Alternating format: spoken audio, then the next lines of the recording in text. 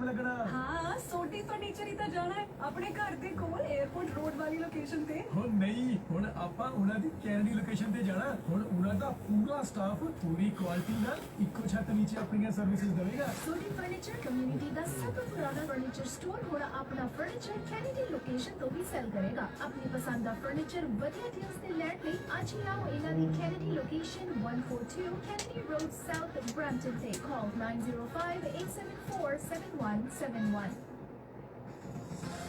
Hotstar Premier Nights.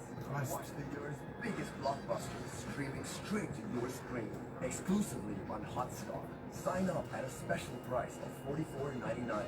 When you use the promo code EOR, visit hotstar.com/CA.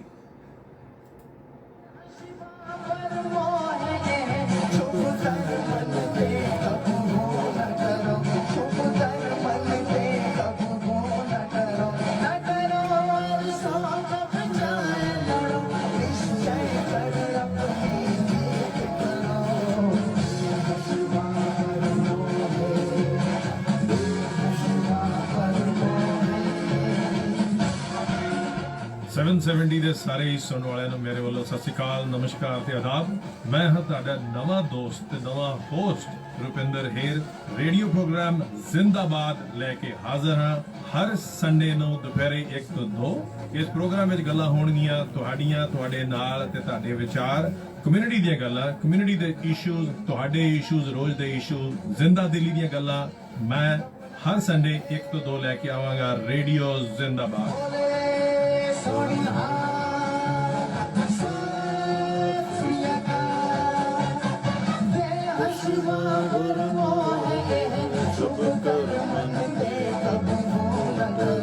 कुछ चीजां दी राखी करना बनदी आ, लोड़ भी हैगी। चंगा एजेंट, वधिया service, the best rates, up to 80% discounts on car insurance, गल की auto, home, life, trucking fleets and non-fleets, disability, group benefits, किद्दां दी भी coverage लवो। Armor चेते रखो, Armor Insurance is partners with leading Canadian insurance companies। 24/7 online quotes 2-3 मिनटां विच लवो। Armor Insurance Brokers 9054525127 905 452 5127। Radio ਜ਼ਿੰਦਾਬਾਦ ਦੇ ਸਾਰੇ ਸੁਣਨ ਵਾਲੇ ਮੇਰੇ ਸਾਥੀਆਂ ਨੂੰ ਤੁਹਾਡੇ ਹੋਸਟ ਤੇ ਦੋਸਤ ਰੁਪਿੰਦਰ ਹੇਰ ਵੱਲੋਂ ਬਹੁਤ ਨਿੱਘਾ ਜੀ ਆਇਆਂ। ਅੱਜ ਹਰ ਐਤਵਾਰ ਦੀ ਤਰ੍ਹਾਂ ਮੈਂ ਤੁਹਾਡੇ ਨਾਲ ਰੂਬਰੂ ਹੋਇਆ ਹਾਂ ਉਹ ਗੱਲਾਂ ਕਰਨ ਵਾਸਤੇ ਜੋ ਅਸੀਂ ਅਕਸਰ ਸੋਚਦੇ ਹਾਂ ਮਗਰ ਅਸੀਂ ਸ਼ਾਇਦ ਕਿਸੇ ਨਾ ਕਿਸੇ ਕਾਰਨ ਉਹ ਖੁੱਲ੍ਹ ਕੇ ਗੱਲ ਨਹੀਂ ਕਰਦੇ। ਅੱਜ ਅਸੀਂ ਉਸ ਟੌਪਿਕ ਉੱਤੇ ਗੱਲ ਕਰਨ ਜਾ ਰਹੇ ਹਾਂ ਜੋ ਸਾਡੇ ਖਾਸ ਤੌਰ ਤੇ ਆਉਣ ਵਾਲੀ ਜਿਹੜੀ ਪੀੜ੍ਹੀ ਆ ਉਹਦੇ ਤੇ ਅਸਰ ਹੋ ਰਿਹਾ। ਹੌਲੀ ਹੌਲੀ ਤੁਸੀਂ ਇਹ ਵੇਖ ਰਹੇ ਹੋ ਕਿ ਸਾਡੇ ਆਪਣੇ ਨੌਜਵਾਨ, ਆਪਣੇ ਯੰਗ ਬੱਚੇ ਤੁਹਾਨੂੰ ਇਹ ਕਹਿੰਦੇ ਅਕਸਰ ਸੁਣਨ ਨੂੰ ਮਿਲਦੇ ਨੇ ਕਿ ਬਈ ਦੇ ਡੋਂਟ ਬਿਲੀਵ ਇਨ ਗੋਡ। ਠੀਕ ਹੈ, ਉਹ ਕੁਐਸਚਨ ਇਹ ਕਰਦੇ ਨੇ ਕਿ ਬਈ ਕੀ ਵਾਕਿਆ ਹੀ ਪ੍ਰਮਾਤਮਾ ਹੈ। ਸੋ ਅੱਜ ਦਾ ਇਹ ਟੌਪਿਕ ਜਿਹੜਾ ਆ ਉਹ ਵੀ ਇਸ ਕਰਕੇ ਤੁਹਾਡੇ ਨਾਲ ਗੱਲ ਕਰਨ ਇਸ ਕਰਕੇ ਜਾ ਰਹੇ ਹਾਂ ਕਿ ਖਾਸ ਤੌਰ ਤੇ ਅੱਜ ਅਸੀਂ ਗੱਲ ਕਰਨ ਜਾ ਰਹੇ ਹਾਂ ਸਿੱਖੀਜ਼ਮ ਉੱਤੇ ਕਿ ਕੀ ਜੋ ਅਸੀਂ ਐਜ਼ ਪੰਜਾਬੀ ਸਿੱਖ ਖਾਸ ਤੌਰ ਤੇ ਜੋ ਸਾਡੀ ਕਲਚਰ ਹੈ ਕੀ ਅਸੀਂ ਉਹ ਚੀਜ਼ਾਂ ਜਿਹੜੀਆਂ ਨੇ ਅਪਣਾ ਰਹੇ ਹਾਂ ਜਾਂ ਉਹ ਚੀਜ਼ਾਂ ਦੇ ਅਸੀਂ ਬਹੁਤ ਲਾਗੇ ਹਾਂ ਜੋ ਸਾਡੇ ਗੁਰੂ ਗ੍ਰੰਥ ਸਾਹਿਬ 'ਚ ਸਿੱਖੀਜ਼ਮ ਨੇ ਜੋ ਸਿੱਖੀ ਇੱਕ ਸਿੱਖ ਨੂੰ ਕਰਨਾ ਚਾਹੀਦਾ ਉਹਦੇ ਉੱਤੇ ਕੁਐਸਚਨ ਅੱਜ ਸਾਡੇ ਬੱਚੇ ਜਿਹੜੇ ਆ ਉਹ ਕਰ ਰਹੇ ਨੇ।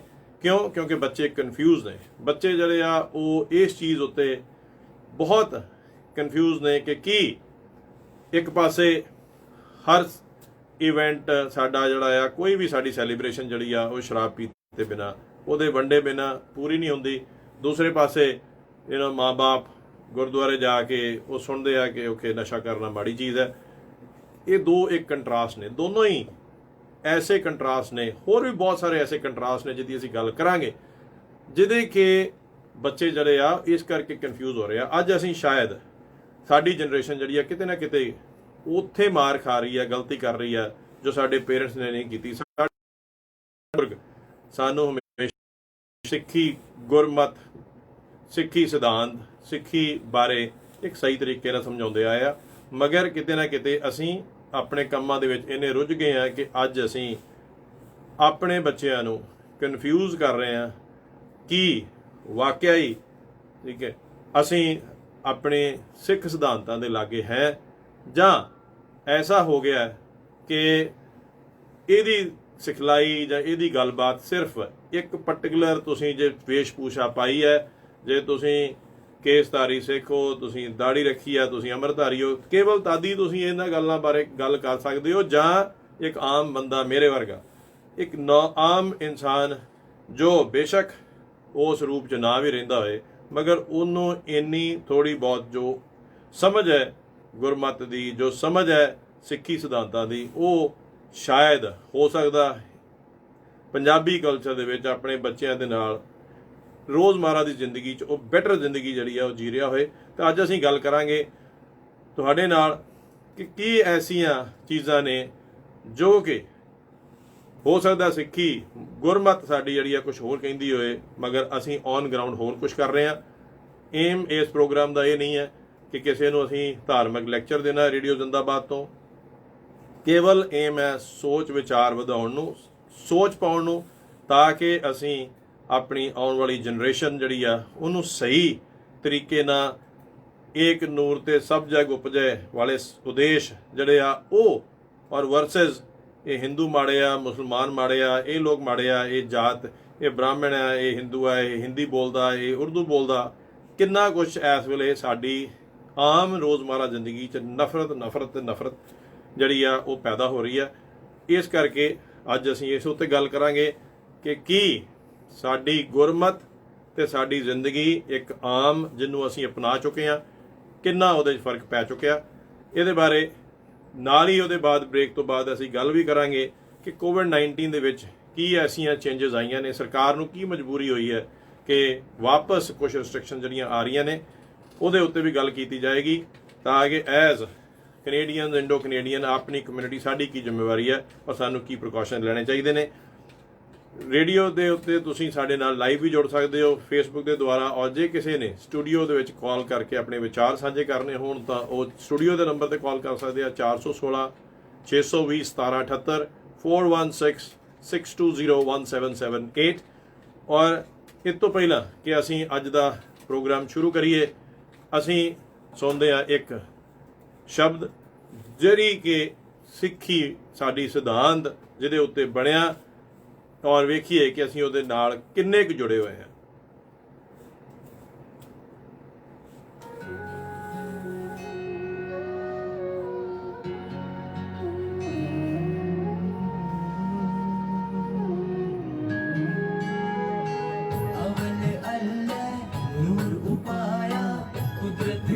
सब बंदे एक नूर थे सब जग उपजा कौन भले को मंदे अवल अल्लाह नूर उपाया कुदरत के सब बंदे एक नूर थे सब जग उपजा कौन भले को मंदे लोग परम न भूलो पाई लोग परम न भूलो पाई खालिक खलक खलक में खालिक भूल रहे हो सब धाई अवल अल्लाह नूर उपाया कुदरत के सब बंदे एक नूर थे सब जग उपजा कौन भले को मंदे अवल अल्लाह नूर उपाया कुदरत के सब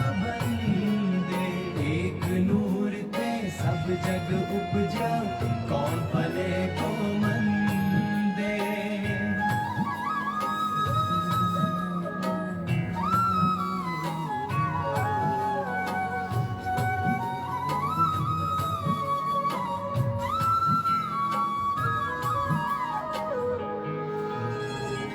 माटी एक अनेक पात कर साजी साजन हारे साजी साजन हारे माटी एक अनेक पात कर साजी साजन हारे न कछ पोच माटी के पांडे न कछ पोच माटी के पांडे न कछ पोच कुमारे न कछ पोच कुमारे अवल अल्लाह नूर उपाया कुदरत के सब बंदे एक जग उपजा कौन पले को मन।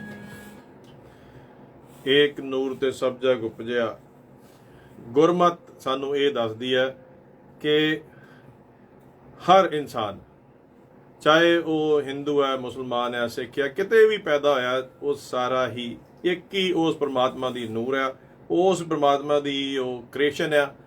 ਮਗਰ ਅੱਜ ਦੇ ਸਮਾਜ ਦੇ ਵਿੱਚ ਅਸੀਂ ਇੰਨਾ ਕੁ ਡਿਵੀਜ਼ਨ ਕ੍ਰੀਏਟ ਕਰ ਚੁੱਕੇ ਹਾਂ ਹਰ ਗੱਲ ਦੇ ਵਿੱਚ, ਚਾਹੇ ਉਹ ਲੋਕਲ ਇਲੈਕਸ਼ਨਸ ਹੋਣ, ਚਾਹੇ ਉਹ ਇੰਡੀਆ ਦੇ ਵਿੱਚ ਕੋਈ ਟੌਪਿਕ ਹੋਏ, ਜਿੱਥੇ ਵੀ ਗੱਲ ਹੁੰਦੀ ਹੈ ਸਭ ਤੋਂ ਪਹਿਲਾਂ ਅਸੀਂ ਜੇ ਕਿਤੇ ਕੋਈ ਸਟੇਟਮੈਂਟ ਦਿੰਦੇ ਆ ਤੇ ਉਹ ਧਰਮ ਰਿਲੇਟਡ ਸਟੇਟਮੈਂਟ ਹੈ।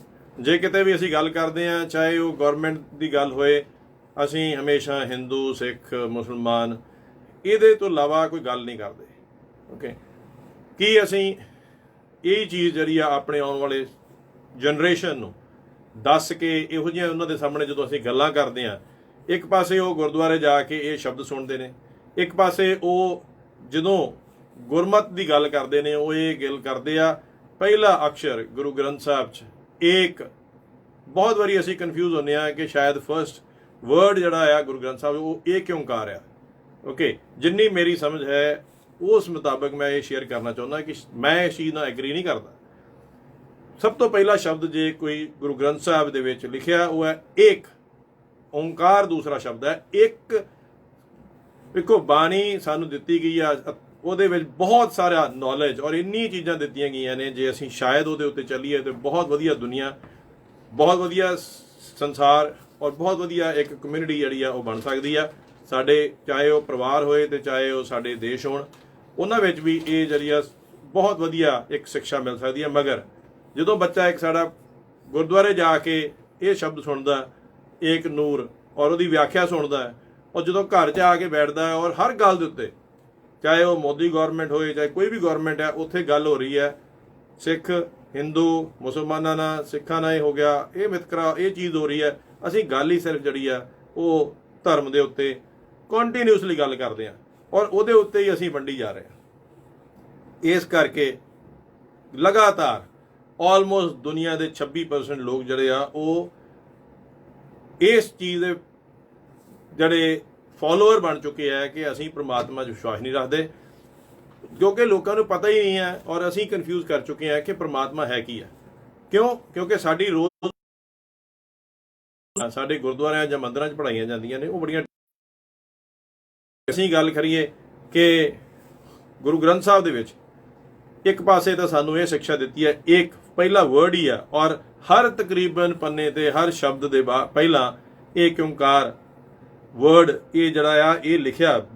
ਗੁਰੂਆਂ ਨੇ ਬਾਰ-ਬਾਰ ਏਕ ਓਂਕਾਰ ਨੂੰ ਯੂਜ਼ ਕੀਤਾ, ਇੱਕ ਬਾਰ-ਬਾਰ ਇਹ ਕਿਹਾ ਵੀ ਤੁਸੀਂ ਇੱਕ ਹੋ, ਇਟਸ ਆਲ ਵਨਨੈਸ।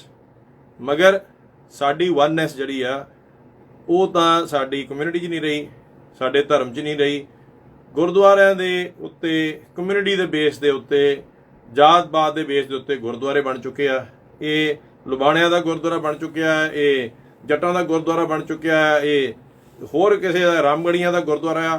ਦੇਖੋ, ਅਸੀਂ ਗੁਰਦੁਆਰੇ ਵੀ ਜਿਹੜੇ ਆ ਉਹ ਵੰਡ ਦਿੱਤੇ ਆ। ਸਾਡਾ ਸਮਾਜ, ਸਾਡੀ ਆਉਣ ਵਾਲੀਆਂ ਪੀੜ੍ਹੀਆਂ, ਸਾਡੇ ਅੱਜ ਦੀਆਂ ਜਿਹੜੀ ਯੂਥ ਆ ਉਹ ਇੰਨੀ ਕਨਫਿਊਜ਼ ਹੋ ਚੁੱਕੀ ਆ ਔਰ ਅਸੀਂ ਕੀਤੀ ਹੈ। ਮਗਰ ਅਫਸੋਸ ਦੀ ਗੱਲ ਇਹ ਹੈ ਕਿ ਇਸ ਟੌਪਿਕ ਉੱਤੇ ਅਸੀਂ ਗੱਲ ਨਹੀਂ ਕਰਦੇ, ਇਸ ਟੌਪਿਕ ਉੱਤੇ ਅਸੀਂ ਗੱਲ ਕਰਨ ਤੋਂ ਡਰਦੇ ਵੀ ਆ ਸ਼ਾਇਦ ਕਿਤੇ ਨਾ ਕਿਤੇ।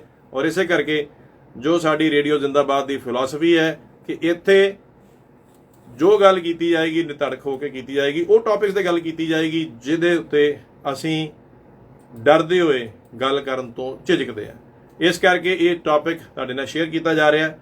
ਗੱਲ ਅਸੀਂ ਕਰਦੇ ਹਾਂ ਇੱਕ, ਅਸੀਂ ਹਰ ਇੱਕ ਤਰ੍ਹਾਂ ਦਾ ਵੰਡੇ ਹੋਏ ਆ।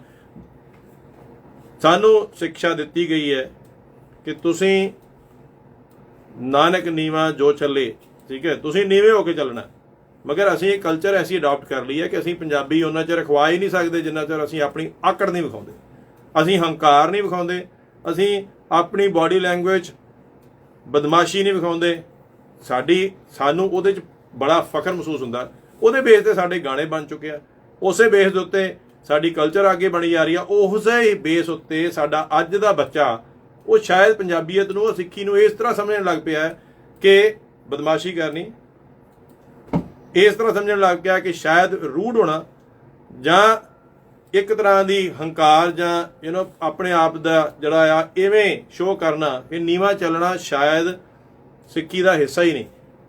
ਤਾਂ ਸਾਡੀ ਕਲਚਰ ਦੇ ਵਿੱਚ ਹੌਲੀ ਹੌਲੀ ਨਮਰਤਾ, ਹੌਲੀ ਹੌਲੀ ਜਿਹੜੀਆਂ ਸਾਡੀਆਂ ਬੇਸਿਕ ਗੁਰਮਤ ਸੀ ਉਹ ਬਦਲ ਚੁੱਕੀ ਹੈ।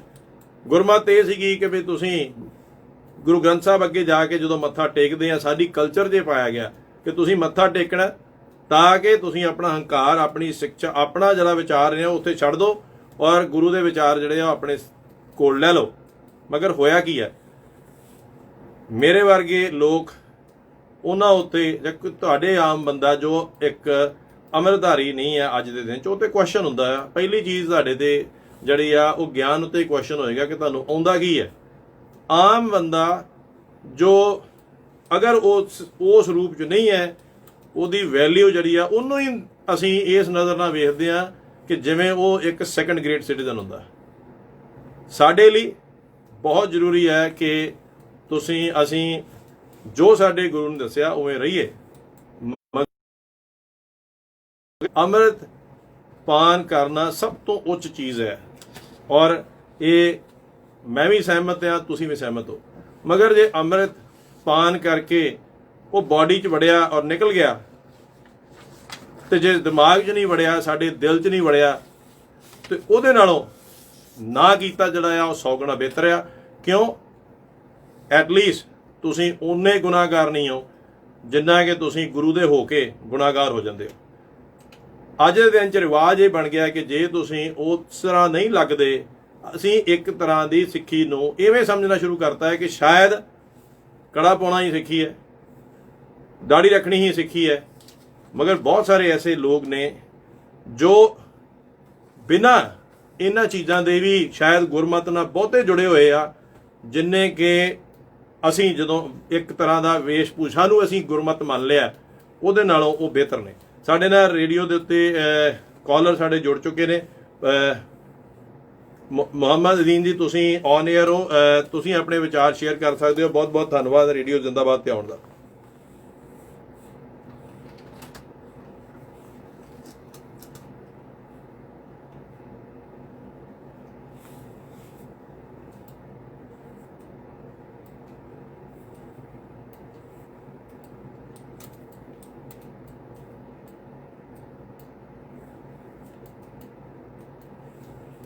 ਬਹੁਤ ਬਹੁਤ ਸ਼ੁਕਰੀਆ ਜੀ, ਤੁਸੀਂ ਮੁਹੰਮਦ ਅਦੀਨ ਜੀ, ਤੁਸੀਂ ਕਾਲ ਕੀਤੀ ਆ ਔਰ ਸ਼ਲਾਘਾ ਕੀਤੀ ਆ ਇਸ ਟੌਪਿਕ ਦੀ। ਔਰ ਪਰਪਸ ਹੀ ਵੇਖੋ ਜਿਹੜੀ ਆ ਰੇਡੀਓ ਜ਼ਿੰਦਾਬਾਦ ਤੇ ਪ੍ਰੋਗਰਾਮ ਕਰਨ ਦਾ ਸਿਰਫ ਇਹ ਹੈ ਕਿ ਅਸੀਂ ਉਹ ਗੱਲਾਂ ਕਰ ਸਕੀਏ ਜਿਹਦੇ ਨਾਲ ਐਟਲੀਸਟ ਅਸੀਂ ਵਾਪਸ ਉਸੇ ਦੁਨੀਆ ਜੋ ਸਾਡੀ ਸਿਖਲਾਈ ਹੈ, ਚਾਹੇ ਉਹ ਤੁਸੀਂ ਕੁਰਾਨ ਪੜ੍ਹਦੇ ਹੋ, ਚਾਹੇ ਤੁਸੀਂ ਕੋਈ ਗੀਤਾ ਦੇ ਪਾਠ ਪੜ੍ਹਦੇ ਹੋ, ਚਾਹੇ ਗੁਰੂ ਗ੍ਰੰਥ ਸਾਹਿਬ ਪੜ੍ਹਦੇ ਹੋ, ਫਾਈਨਲੀ ਸਿੱਖਿਆ ਇੱਕ ਆ ਔਰ ਸਾਰੇ ਹੀ ਅਸੀਂ ਉਸੇ ਹੀ ਪ੍ਰਮਾਤਮਾ ਦੇ ਰੂਪ ਹੈਗੇ ਆ। ਹਾਂਜੀ, ਥੈਂਕ ਯੂ ਜੀ, ਬਹੁਤ ਬਹੁਤ ਧੰਨਵਾਦ, ਤੁਸੀਂ ਕਾਲ ਕੀਤੀ, ਬਹੁਤ ਬਹੁਤ ਮਿਹਰਬਾਨੀ। ਅਸੀਂ ਗੱਲ ਕਰ ਰਹੇ ਹਾਂ ਕਿ ਕੀ ਇੱਕ ਪਹਿਰਾਵਾ ਸਾਨੂੰ ਅਥਾਰਟੀ ਦਿੰਦਾ ਹੈ ਕਿ ਅਸੀਂ ਕੇਵਲ ਉਸ ਅਥਾਰਟੀ ਦੇ ਨਾਲ ਹੀ ਅਸੀਂ ਜਿਹੜੀ ਆ ਗੁਰਮਤ ਦੀ ਗੱਲ ਕਰ ਸਕਦੇ ਹਾਂ। ਕੀ ਵਾਕਈ ਅੰਮ੍ਰਿਤ ਛਕ ਕੇ ਉਹ ਅੰਮ੍ਰਿਤ ਜਿਹੜਾ ਆ ਉਹ ਸਾਡੇ ਦਿਮਾਗ 'ਚ ਵੀ ਗਿਆ ਜਾਂ ਸਿਰਫ ਇੱਕ ਸਰੀਰ 'ਚ ਰਹਿ ਗਿਆ? ਜੇ ਤੇ ਸਰੀਰ 'ਚ ਰਹਿ ਗਿਆ ਤੇ ਉਹ ਹੰਕਾਰ ਕ੍ਰੀਏਟ ਕਰੇਗਾ। ਤਾਂ ਹੀ ਉਹ ਅੱਜ ਦੇ ਦਿਨ 'ਚ ਚਾਹੇ ਉਹ ਸ਼੍ਰੋਮਣੀ ਗੁਰਦੁਆਰੇ ਪ੍ਰਬੰਧਕ ਕਮੇਟੀ ਹੈ, ਚਾਹੇ ਗੁਰਦੁਆਰੇ ਆ, ਗੁਰਦੁਆਰਿਆਂ ਦੇ ਵਿੱਚ ਇੱਕ ਦੂਜੇ ਦੀ ਸਭ ਤੋਂ ਪਹਿਲਾਂ ਪੱਗ ਲਾਉਂਦੇ ਆ। ਸ਼ਾਇਦ ਇਹ ਉਹ ਲੋਕ ਨਹੀਂ ਕਰਦੇ ਹੋਣਗੇ ਜੋ ਸਾਡੇ ਵਰਗੀ ਵੇਸ਼ ਭੂਸ਼ਾ 'ਚ ਰਹਿੰਦੇ ਆ, ਜਾਂ ਹੋ ਸਕਦਾ ਉਹ ਉਹਨਾਂ ਨੇ ਉਵੇਂ ਦੀ ਜਿਹੜੀ ਇੱਕ ਇੰਪ੍ਰੈਸ਼ਨ, ਇੱਕ ਇਮੇਜ ਬਣ ਚੁੱਕੀ ਹੈ ਕਿ ਉਹੀ ਸਿੱਖੀ ਹੈ, ਉਹ ਉਹਦੇ ਨਾਲ ਨਾ ਵੀ ਜੁੜੇ ਹੋਣ ਮਗਰ ਗੁਰਮਤ ਦੇ ਕਲੋਜ਼ ਜ਼ਰੂਰ ਹੋਣਗੇ। ਗੁਰੂ ਗ੍ਰੰਥ ਸਾਹਿਬ ਦੇ ਵਿੱਚ ਸਾਨੂੰ ਸਾਰਿਆਂ ਨੂੰ ਪਤਾ, ਸਾਡੀ ਸਿੱਖੀ ਬਹੁਤ ਕਲੀਅਰਲੀ ਸਾਨੂੰ ਦੱਸਦੀ ਹੈ, ਜੋ ਕਿਉ ਮੰਦਾ ਆਖੀਏ ਜਿਨ ਜੰਮੇ ਰਾਜਾਨ। ਠੀਕ ਹੈ, ਦੇਖੋ ਮੈਂ ਕੋਈ ਭਾਈ ਨਹੀਂ, ਮੈਂ ਕੋਈ ਗ੍ਰੰਥੀ ਨਹੀਂ, ਮਗਰ ਇਹ ਛੋਟੀ ਜੀ ਕੋਸ਼ਿਸ਼ ਹੈ ਕਿ ਜਿੰਨੀ ਕੁ ਸਮਝ ਛੋਟੀ ਜੀ ਥੋੜੀ ਜੀ ਗੁਰਮਤ ਦੀ ਹੈ ਉਹ ਸ਼ੇਅਰ ਕੀਤੀ ਜਾਏ ਤਾਂ ਕਿ ਅਸੀਂ ਸਾਰੇ ਉਵੇਂ ਸੋਚ ਸਕੀਏ। ਇੱਕ ਪਾਸੇ ਤਾਂ ਗੁਰੂ ਗ੍ਰੰਥ ਸਾਹਿਬ 'ਚ ਸਿੱਖੀ ਇਹ ਕਹਿੰਦੀ ਆ ਕਿ ਵੀ ਜਿਸ ਔਰਤ ਨੇ ਰਾਜੇ ਜੰਮੇ ਆ ਉਹਨੂੰ ਮਾੜਾ ਕੋ ਕਹਿਣਾ, ਮਗਰ ਰਿਐਲਿਟੀ ਕੀ ਹੈਗੀ ਹੈ? ਰਿਐਲਿਟੀ ਇਹ ਹੈ ਕਿ ਅੱਜ ਤੱਕ ਅਸੀਂ ਘਰਾਂ ਦੀ ਗੱਲ ਨਹੀਂ ਕਰ ਰਹੇ, ਔਰਤ ਨੂੰ ਕਿੰਨੀ ਇੱਜ਼ਤ ਮਿਲਣੀ ਚਾਹੀਦੀ ਔਰ ਕਿੰਨੀ ਮਿਲ ਰਹੀ ਹੈ, ਕਿੰਨੀ ਬਰਾਬਰਤਾ ਮਿਲ ਰਹੀ ਹੈ। ਸਿੱਖੀ ਤੇ ਕਹਿੰਦੀ ਹੈ ਵੀ ਮੇਲ ਫੀਮੇਲ ਜੈਂਡਰ ਬਰਾਬਰ ਆ। ਮਗਰ ਅਜੇ ਤੱਕ ਅਸੀਂ ਸ਼੍ਰੋਮਣੀ ਗੁਰਦੁਆਰਾ ਪ੍ਰਬੰਧਕ ਕਮੇਟੀ ਹੋਏ, ਚਾਹੇ ਉਹ 5 ਤਖਤਾਂ ਦੇ ਜਥੇਦਾਰ ਹੋਣ, ਚਾਹੇ ਹੈੱਡ ਗ੍ਰੰਥੀਜ਼ ਹੋਣ, ਚਾਹੇ ਉਹ ਈਵਨ ਸ਼ਬਦ ਕੀਰਤਨ ਵਾਲੇ, ਚਾਹੇ ਕੋਈ ਵੀ, ਅਜੇ ਤੱਕ ਅਸੀਂ ਉੱਥੇ ਕੋਈ ਔਰਤ ਨਹੀਂ ਲੈ ਕੇ ਨਹੀਂ ਆਏ। ਇੱਕ ਐਕਸੈਪਟਡ ਨੋਰਮ ਬਣ ਚੁੱਕਿਆ ਹੈ ਕਿ ਜੇ ਭਾਈ ਬਣਨਾ ਆ ਜਾਂ ਗੁਰਦੁਆਰੇ 'ਚ ਕੋਈ ਲੀਡਰ, ਕੋਈ ਵੀ ਸਿੱਖੀ ਦੇ ਵਿੱਚ ਲੀਡਰ ਨੇ, ਜਦ ਕਿ ਜਦੋਂ ਸਿੱਖੀ ਸ਼ੁਰੂ ਹੋਈ ਗੁਰੂ ਗੋਬਿੰਦ ਸਿੰਘ ਤੋਂ ਬਾਅਦ ਉਹਨਾਂ ਦੀ ਧਰਮ ਪਤਨੀ, ਉਹਨਾਂ ਨੇ, ਮਾਤਾ ਜੀ ਨੇ ਸਾਡੀ ਸਿੱਖ ਕੌਮ ਨੂੰ ਲੀਡ ਕੀਤਾ। ਵਰਲਡ ਦੇ ਵਿੱਚ ਬਹੁਤ ਸਾਰੇ ਨਾਂ ਯੂਜ਼ ਕਰਦੇ ਨੇ ਕਿ ਵੀ ਇੰਦਰਾ ਗਾਂਧੀ ਬਹੁਤ ਸਟਰੋਂਗ ਲੀਡਰ ਸੀਗੀ, ਮਗਰ ਸਿੱਖ ਕੌਮ ਦੀ ਤਾਂ ਖਾਸੀਅਤ ਇਹ ਹੈ ਕਿ ਸਿੱਖ ਕੌਮ ਨੂੰ ਲੀਡ ਕਰਨ ਵਾਲਾ ਵਰਲਡ ਦੀ ਹਿਸਟਰੀ 'ਚ ਕਿਸੇ ਅਗਰ ਔਰਤ ਨੇ ਲੀਡ ਕੀਤਾ, ਉਹ ਸਿੱਖ ਕੌਮ ਦੀ ਸਿੱਖ ਕੌਮ ਸੀ, ਜਿਹਨੂੰ ਕਿ ਸਾਡੇ ਦਸਮ ਪਾਤਸ਼ਾਹ ਦੇ ਧਰਮ ਪਤਨੀ, ਉਹਨਾਂ ਦੇ ਮਾਤਾ ਜੀ ਨੇ ਸਾਨੂੰ ਲੀਡ ਕੀਤਾ। ਮਗਰ ਅੱਜ ਦਾ ਹਾਲਤ ਸਾਨੂੰ ਸਾਰਿਆਂ ਨੂੰ ਪਤਾ, ਮੈਂ ਬਿਆਨ ਨਹੀਂ ਕਰਨਾ ਚਾਹੁੰਦਾ। ਅੱਜ ਦੀ ਹਾਲਤ ਸਾਨੂੰ ਸਾਰਿਆਂ ਨੂੰ ਪਤਾ ਹੈ ਕਿ ਅਸੀਂ ਈਵਨ ਮਹਾਰਾਜ ਦੀ ਬੀੜ ਗੁਰੂ ਗ੍ਰੰਥ ਸਾਹਿਬ ਨੂੰ ਸੰਤੋਖਣ ਵਾਸਤੇ ਜਿੱਥੇ ਅਸੀਂ ਸਰੂਪ ਉੱਥੇ ਉਹਨਾਂ ਦਾ ਵਿਰਾਜਮਾਨ ਕਰਦੇ ਆ, ਉੱਥੇ ਵੀ ਔਰਤਾਂ ਨਹੀਂ ਜਾਂਦੀਆਂ। ਇਹ ਸਾਡੀ ਕਲਚਰ ਹੈ, ਇਹ ਅਸੀਂ ਬੱਚੇ ਸਾਡੇ ਇਹ ਵੇਖ ਰਹੇ ਆ, ਪੰਜਾਬੀ ਕਲਚਰ ਆ, ਸਿੱਖ ਕਲਚਰ ਆ ਕਿ ਗੁਰਦੁਆਰੇ ਦੇ ਸੇਵਾਦਾਰ, ਸਾਨੂੰ ਵੀ ਪਤਾ ਕਿ ਕਿਹੜੇ ਜੈਂਡਰ ਦੇ ਹੁੰਦੇ ਆ, ਸਾਨੂੰ ਵੀ ਪਤਾ ਆ ਕਿ ਲੀਡਰ ਜਿਹੜੇ ਆ ਜਿੰਨੇ ਵੀ ਬਣੇ ਆ, ਚਾਹੇ ਕੋਈ ਜਥੇਦਾਰ, ਅਸੀਂ ਔਰਤਾਂ ਨੂੰ ਅੱਗੇ ਲੈ ਕੇ ਨਹੀਂ ਆ ਰਹੇ। ਕਦੀ ਕਿਸੇ ਨੇ ਇਹਦੇ ਉੱਤੇ ਕੁਐਸਚਨ ਨਹੀਂ ਕੀਤਾ, ਕਦੀ ਇਸ ਬਾਰੇ ਗੱਲ ਹੀ ਨਹੀਂ ਕੀਤੀ, ਇਹ ਰੀਤੀ ਰਿਵਾਜ ਬਾਰੇ ਕਿ ਕਿਉਂ ਇੱਕ ਔਰਤ ਜਿਹੜੀ ਆ ਉਹ ਅਰਦਾਸ ਨਹੀਂ ਕਰ ਸਕਦੀ, ਕਿਉਂ ਇੱਕ ਭਾਈ ਅਰਦਾਸ ਕਰੇਗਾ, ਕਿਉਂ ਹਰ ਚੀਜ਼ ਹਰ ਪਿੱਛੇ ਅੱਗੇ ਪੰਜ ਪਿਆਰੇ ਹੀ ਚੱਲਣਗੇ, ਓਕੇ, ਤੇ ਔਰਤਾਂ ਨੇ ਪਿੱਛੇ ਪਿੱਛੇ ਹੀ ਲੱਗਣਾ। ਉਹ ਸਾਡੀ ਕਿਤੇ ਨਾ ਕਿਤੇ ਉਹ ਚੀਜ਼ ਜਿਹੜੀ ਆ ਭਰੂਣ ਹੱਤਿਆ ਅਸੀਂ ਰੱਜ ਕੇ ਕਰਦੇ ਆ। ਲੋਹੜੀਆਂ ਅਸੀਂ ਮੁੰਡਿਆਂ ਦੀਆਂ ਵੰਡਦੇ ਆ, ਹਰ ਚੀਜ਼ ਦੇ ਵਿੱਚ ਮੁੰਡਾ ਕਿ ਇਹ ਇੱਕ ਨਾਰਮਲ ਕਲਚਰ ਹੈ। ਔਰ ਸਾਡੇ ਬੱਚੇ ਜਿਹੜੇ ਆ, ਆਉਣ ਵਾਲੀ ਪੀੜ੍ਹੀਆਂ, ਅਸੀਂ ਇਹੀ ਚੀਜ਼ਾਂ ਵੇਖ ਰਹੇ ਆ। ਫਿਰ ਅਸੀਂ ਗੱਲ ਕਰਦੇ ਆ ਇਕੁਐਲਿਟੀ ਦੀ, ਜੈਂਡਰ ਦੀ। ਇਕੁਐਲਿਟੀ ਜੈਂਡਰ ਕੈਨੇਡਾ 'ਚ ਨਹੀਂ, ਇਕੁਐਲਿਟੀ ਜੈਂਡਰ ਜਿਹੜਾ ਆ ਉਹ ਤੇ ਸਿੱਖ ਧਰਮ ਨੇ, ਸਿੱਖੀ ਦੇ ਵਿੱਚ, ਸਿੱਖ ਗੁਰਮਤ ਦੇ ਵਿੱਚ ਲਿਖਿਆ ਕਿ ਤੁਸੀਂ ਬਰਾਬਰ ਹੋ। ਮਗਰ ਸਾਡਾ ਸਮਾਜ, ਸਾਨੂੰ ਸਾਰਿਆਂ ਨੂੰ ਪਤਾ ਹੈ ਕਿ ਅਸੀਂ ਕਿੰਨੀ ਕੁ ਬਰਾਬਰਤਾ ਜਿਹੜੀ ਆ ਉਹ ਯੂਜ਼ ਕਰ ਰਹੇ ਆ। ਸਾਡੇ ਨਾਲ ਕਾਲਰ ਬਹੁਤ ਜੁੜ ਰਹੇ ਨੇ। ਸੁਦੀਪ ਸੈਣੀ ਜੀ, ਤੁਸੀਂ ਔਨ ਦਾ ਏਅਰ ਹੋ ਤੇ ਰੇਡੀਓ ਜ਼ਿੰਦਾਬਾਦ ਤੇ ਤੁਹਾਡਾ ਬਹੁਤ ਬਹੁਤ ਸਵਾਗਤ। ਹਾਂਜੀ ਨਿੰਦਰ ਸੈਣੀ ਜੀ, ਕੀ ਹਾਲ ਹੈ? ਥੈਂਕ ਯੂ ਜੀ, ਤੁਸੀਂ ਔਨ ਏਅਰ ਆਏ ਹੋ, ਬਹੁਤ ਬਹੁਤ ਧੰਨਵਾਦ।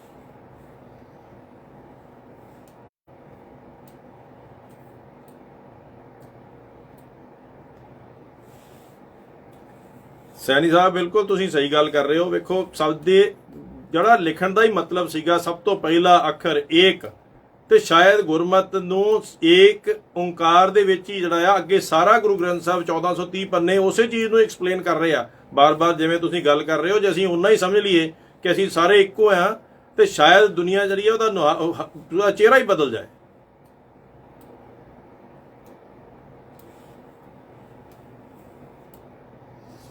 ਜੀ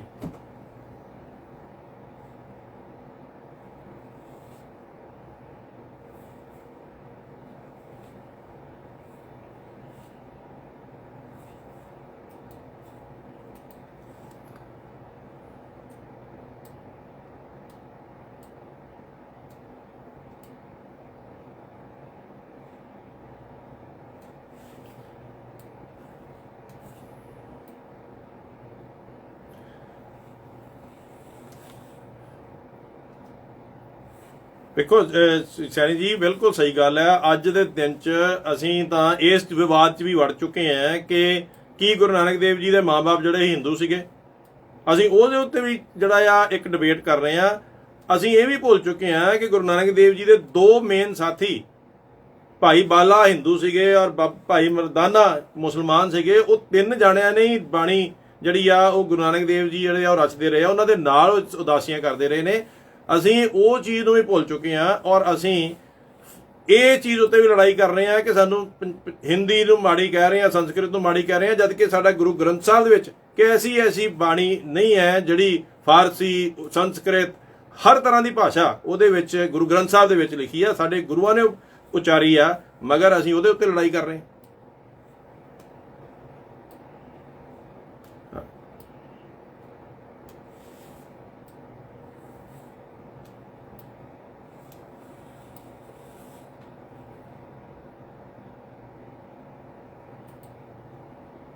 ਜੀ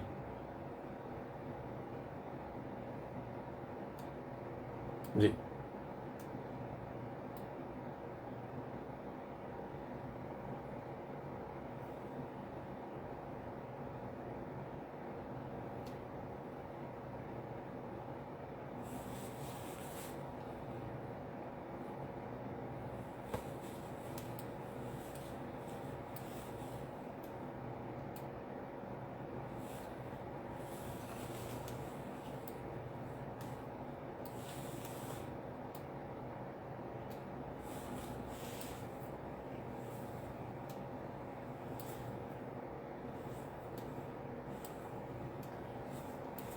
ਬਿਲਕੁਲ ਨਰਿੰਦਰ ਜੀ, ਤੁਸੀਂ ਗੱਲ ਕਰ ਰਹੇ ਹੋ।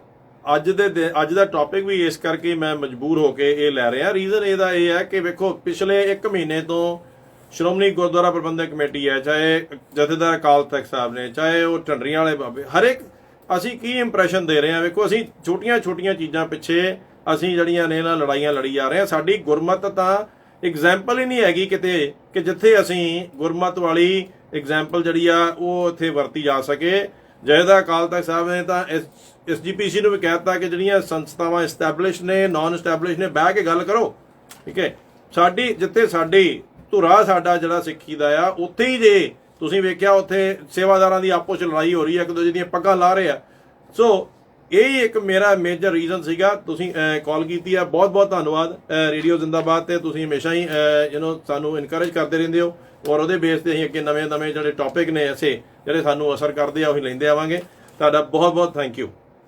ਹਾਂਜੀ ਜੀ, ਨਹੀਂ ਉਹ ਮੈਂ ਤੁਸੀਂ ਹਾਂਜੀ ਦੱਸੋ, ਆਪਣੀ ਸ਼ੇਅਰ ਕਰੋ ਗੱਲ।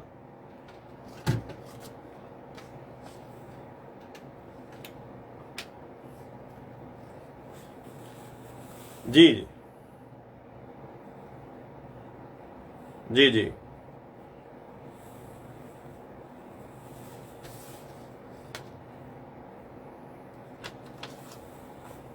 ਜੀ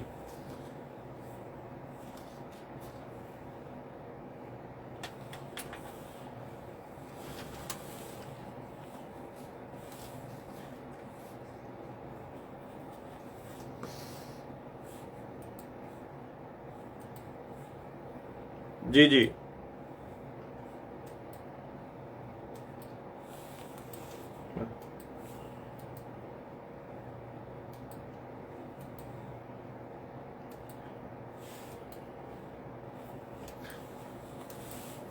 ਜੀ ਜੀ ਠੀਕ ਹੈ ਸੈਣੀ ਸਾਹਿਬ, ਮੈਂ ਇਹ ਟੌਪਿਕ ਨੂੰ ਅੱਗੇ ਵਧਾਉਣਾ। ਬਹੁਤ ਧੰਨਵਾਦ। ਤੁਸੀਂ ਬਹੁਤ ਵਧੀਆ ਮੈਨੂੰ ਵਿਚਾਰ ਦਿੱਤੇ ਆ ਔਰ ਰੇਡੀਓ ਜ਼ਿੰਦਾਬਾਦ ਤੇ ਤੁਹਾਡਾ ਬਹੁਤ ਸ਼ੁਕਰੀਆ। ਹਾਂਜੀ ਠੀਕ ਹੈ, ਠੀਕ ਹੈ ਜੀ, ਮਿਹਰਬਾਨੀ ਜੀ, ਥੈਂਕ ਯੂ। ਅਸੀਂ ਰੇਡੀਓ ਜ਼ਿੰਦਾਬਾਦ ਤੇ ਜਿਹੜੇ ਟੌਪਿਕ ਦੀ ਗੱਲ ਕਰ ਰਹੇ ਹਾਂ, ਅਸੀਂ ਅੱਗੇ ਗੱਲ ਕਰਦੇ ਹਾਂ ਕਿ ਕੀ ਸਾਡੇ ਆਪਣੇ ਕਲਚਰ ਦੇ ਵਿੱਚ ਇੱਕ ਪਾਸੇ ਤੇ ਗੁਰਮਤ ਜਿਹੜੀ ਆ ਉਹ ਇਹ ਕਹਿੰਦੀ ਆ ਕਿ ਦੋਨੋਂ ਜੈਂਡਰ ਜਿਹੜੇ ਨੇ ਉਹ ਬਰਾਬਰ ਨੇ। ਦੂਸਰੇ ਪਾਸੇ ਸਾਡੀ ਬੱਚੇ ਸਾਡੇ ਕੀ ਵੇਖਦੇ ਆ, ਸਾਡੀ ਕਲਚਰ ਕੀ ਹੈ ਕਿ ਜਿੰਨਾ ਆਦਮੀ ਜਿਹੜਾ ਆ ਔਰਤ ਨੂੰ ਡੋਮੀਨੇਟ ਕਰ ਸਕੇ, ਓਨਾ ਹੀ ਸ਼ਾਇਦ ਉਹ ਮਰਦ ਆ, ਓਨਾ ਹੀ ਸ਼ਾਇਦ ਉਹ ਐਸਟੈਬਲਿਸ਼ ਬੰਦਾ ਆ। ਅਸੀਂ ਕਿੰਨੀ ਕੁ ਇੱਜ਼ਤ ਕਰਦੇ ਹਾਂ ਸਾਡੀ ਪੰਜਾਬੀ ਗਾਣਿਆਂ ਦੇ ਵਿੱਚ ਇੱਕ ਔਰਤ ਨੂੰ, ਇੱਥੋਂ ਤੱਕ ਕਿ ਅਸੀਂ ਇੱਕ ਆਬਜੈਕਟ ਦੇ ਤੌਰ ਤੇ ਪੇਸ਼ ਕਰ ਰਹੇ ਹਾਂ। ਇਹ ਸਾਡੀ ਕਲਚਰ ਆ, ਇਹ ਸਾਡੀ ਚੀਜ਼ ਅੱਜ ਬਣ ਰਹੀ ਹੈ ਜੋ ਸਾਡੇ ਬੱਚੇ ਵੇਖ ਰਹੇ ਨੇ। ਔਰ ਦੂਸਰੇ ਪਾਸੇ ਗੁਰਮਤ ਇਹ ਕਹਿ ਰਹੀ ਹੈ ਕਿ ਤੁਸੀਂ ਬਰਾਬਰਤਾ ਜਿਹੜੀ ਆ ਉਹਨੂੰ ਰੱਖਣਾ ਆ। ਸਿੱਖ ਕੌਮ ਨੇ ਲੀਡਰ ਬਣਾ ਕੇ ਇੰਨੇ 100 ਸਾਲ ਪਹਿਲਾਂ, ਠੀਕ ਹੈ, ਔਰਤ ਨੂੰ ਆਪਣਾ ਲੀਡਰ ਬਣਾ ਕੇ ਇੱਕ ਚੀਜ਼ ਉਦਾਹਰਨ ਵਰਲਡ ਲਈ ਸੈੱਟ ਕਰਤੀ ਆ। ਉਦੋਂ ਨਾ ਤੇ ਜਰਮਨ ਦੀ ਵਾਈਸ ਕਾਉਂਸਲਰ ਜਿਹੜੀ ਵਾਈਸ ਚਾਂਸਲਰ ਸੀਗੀ ਔਰਤ ਸੀਗੀ, ਨਾ ਇੰਦਰਾ ਗਾਂਧੀ ਸੀਗੀ। ਇੰਨੇ 100 ਸਾਲ ਪਹਿਲਾਂ ਵਰਲਡ ਦੇ ਵਿੱਚ ਕਦੀ ਹਿਸਟਰੀ ਨਹੀਂ ਕ੍ਰੀਏਟ ਹੋਈ। ਮਗਰ ਅੱਜ ਅਸੀਂ ਕਿੱਥੇ ਪਹੁੰਚ ਚੁੱਕੇ ਹਾਂ ਸਾਨੂੰ ਸਾਰਿਆਂ ਨੂੰ ਪਤਾ। ਭਰੂਣ ਹੱਤਿਆ ਜਿਹੜੀ ਆ ਸਾਡੀ ਜ਼ੋਰਾਂ ਦੇ ਉੱਤੇ ਆ। ਅਸੀਂ ਕਿੰਨਾ ਕੁਛ ਜਿਹੜਾ ਆ ਉਹ ਕਰ ਰਹੇ ਹਾਂ ਜੋ ਐਕਚੁਅਲ ਸਾਡੀ ਗੁਰਮਤ ਨਹੀਂ ਹੈ।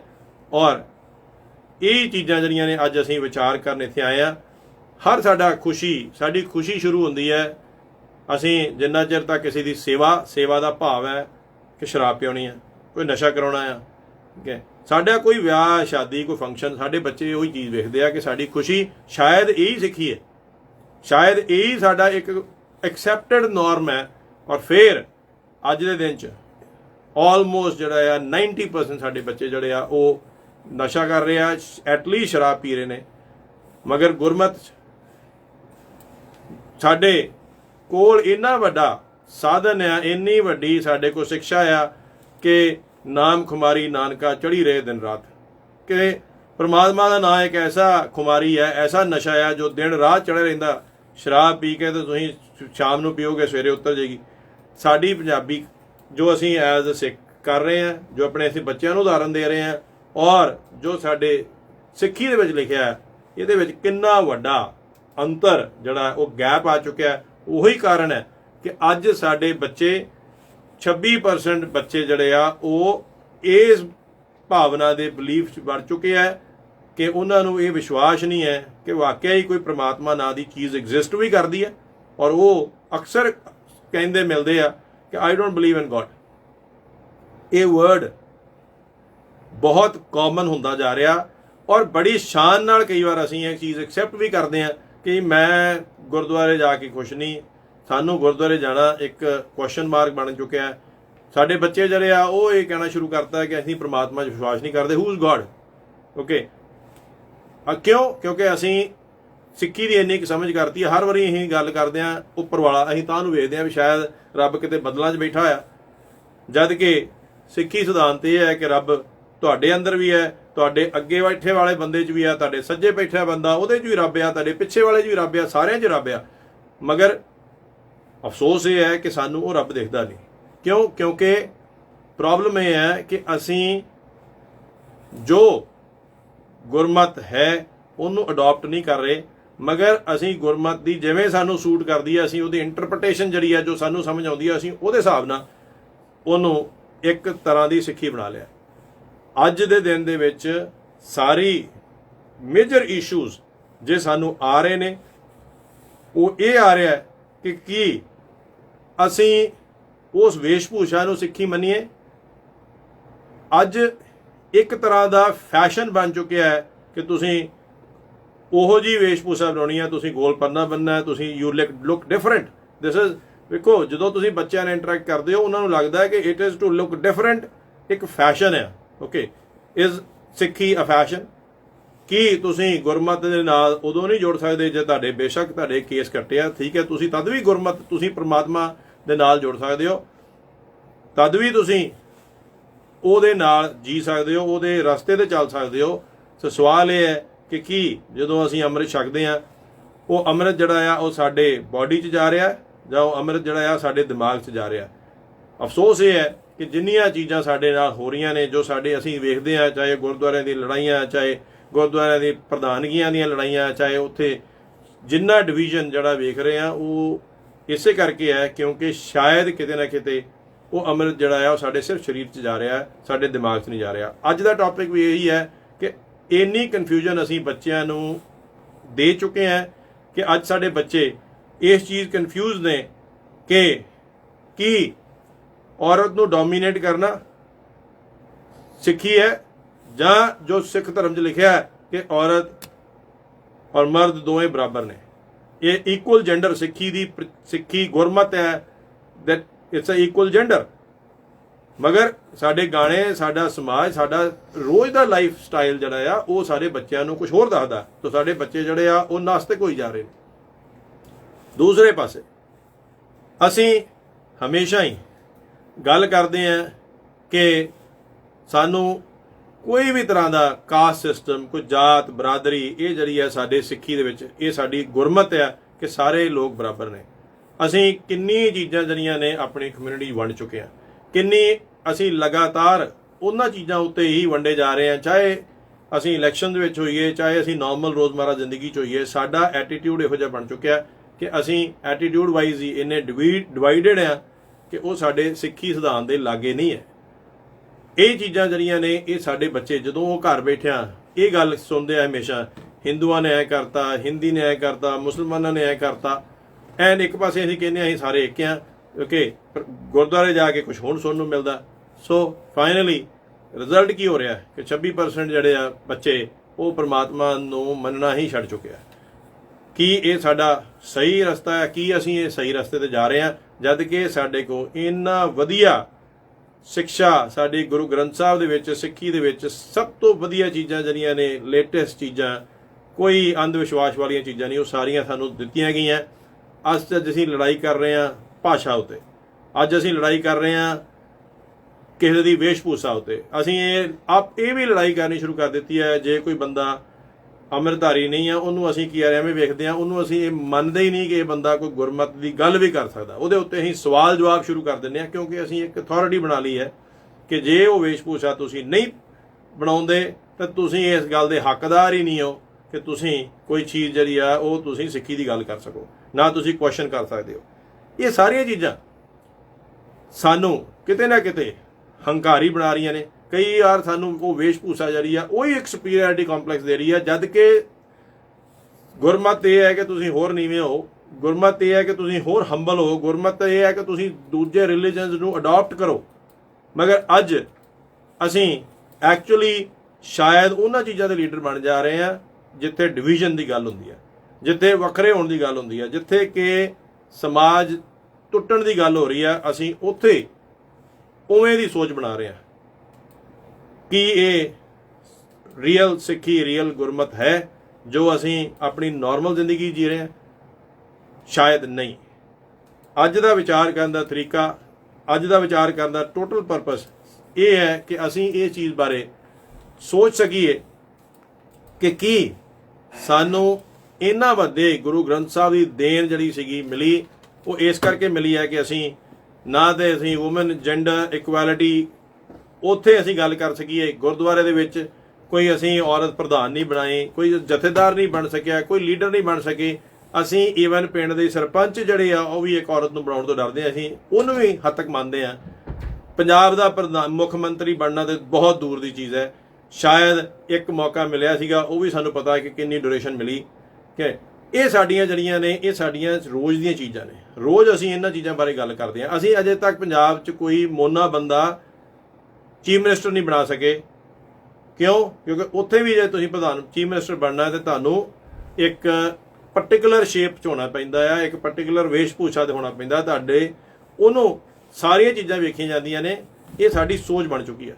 ਅਸੀਂ ਕਾਬਲੀਅਤ ਨਹੀਂ, ਅਸੀਂ ਉਸ ਜੋ ਸਾਡੀ ਸਿੱਖਿਆ ਸੀ ਉਹਨੂੰ ਭੁੱਲ ਕੇ ਅਸੀਂ ਉਹਨਾਂ ਚੀਜ਼ਾਂ ਵੱਲ ਜਾ ਰਹੇ ਹਾਂ ਜਿਹਦੇ ਨਾਲ ਸਾਡਾ ਅੱਜ ਸਮਾਜ, ਅੱਜ ਸਾਡੀ ਪੂਰੀ ਲਾਈਫ ਸਟਾਈਲ ਜਿਹੜਾ ਸਾਰਾ ਵੰਡਿਆ ਪਿਆ, ਨਫ਼ਰਤ ਭਰੀ ਪਈ ਆ। ਹਰ ਦੂਸਰੇ ਧਰਮ ਨੂੰ ਅਸੀਂ ਉਹਦੇ ਨਾਲੋਂ ਅਸੀਂ ਸੁਪੀਰੀਅਰ ਸਮਝਣਾ ਸ਼ੁਰੂ ਕਰਤਾ, ਜਦ ਕਿ ਪੂਰੀ ਗੁਰਮਤ ਇੱਕ ਵਰਡ ਤੋਂ ਸ਼ੁਰੂ ਹੁੰਦੀ ਹੈ, ਜੋ ਮੈਂ ਅੱਗੇ ਵੀ ਗੱਲ ਚੁੱਕਿਆ, ਏਕ ਓਂਕਾਰ। ਇੱਕ ਪਹਿਲਾ ਸਾਦਾ ਵਰਡ ਆ ਜਿਹਨੂੰ ਅਸੀਂ ਜੇ ਸ਼ਾਇਦ ਉਹਨੂੰ ਹੀ ਸਮਝ ਸਕੀਏ ਤੇ ਸਾਨੂੰ ਕਿਸੇ ਨੂੰ ਘਰ ਦੇ ਵਿੱਚ ਸਾਡੇ ਬੱਚੇ ਕਦੀ ਸਾਡੀ ਇਹੋ ਜਿਹੀਆਂ ਚੀਜ਼ਾਂ ਜਿਹੜੀਆਂ ਨੇ ਸੁਣਨਗੇ ਨਹੀਂ ਜੋ ਅਸੀਂ ਉਹਨਾਂ ਨੂੰ ਰੋਜ਼ ਸੁਣਾਉਂਦੇ ਹਾਂ। ਔਰ ਫਿਰ ਅਸੀਂ ਇਹ ਗੱਲ ਕਰਦੇ ਹਾਂ ਕਿਉਂਕਿ ਬੱਚੇ ਜਿਹੜੇ ਆ ਉਹ ਨਾਸਤਿਕ ਹੁੰਦੇ ਜਾ ਰਹੇ ਆ, ਬੱਚੇ ਜਿਹੜੇ ਆ ਉਹ ਵਿਸ਼ਵਾਸ ਛੱਡ ਰਹੇ ਆ। ਕਿਉਂ? ਕਿਉਂਕਿ ਉਹਨਾਂ ਨੂੰ ਖੁਦ ਹੀ ਅਸੀਂ ਐਸੇ ਹੀ ਕਨਫਿਊਜ਼ਨ ਦੇ ਰਹੇ ਹਾਂ ਕਿ ਰੀਅਲ ਗੁਰਮਤ ਕੀ ਹੈ, ਰੀਅਲ ਸਾਡੀ ਕਲਚਰ ਕੀ ਹੈ, ਔਰ ਸਾਡੀ ਕਲਚਰ ਦਾ ਔਰ ਗੁਰਮਤ ਦਾ ਸੰਬੰਧ ਕੀ ਹੈ, ਅਸੀਂ ਉਹ ਚੀਜ਼ ਭੁੱਲ ਚੁੱਕੇ ਹਾਂ।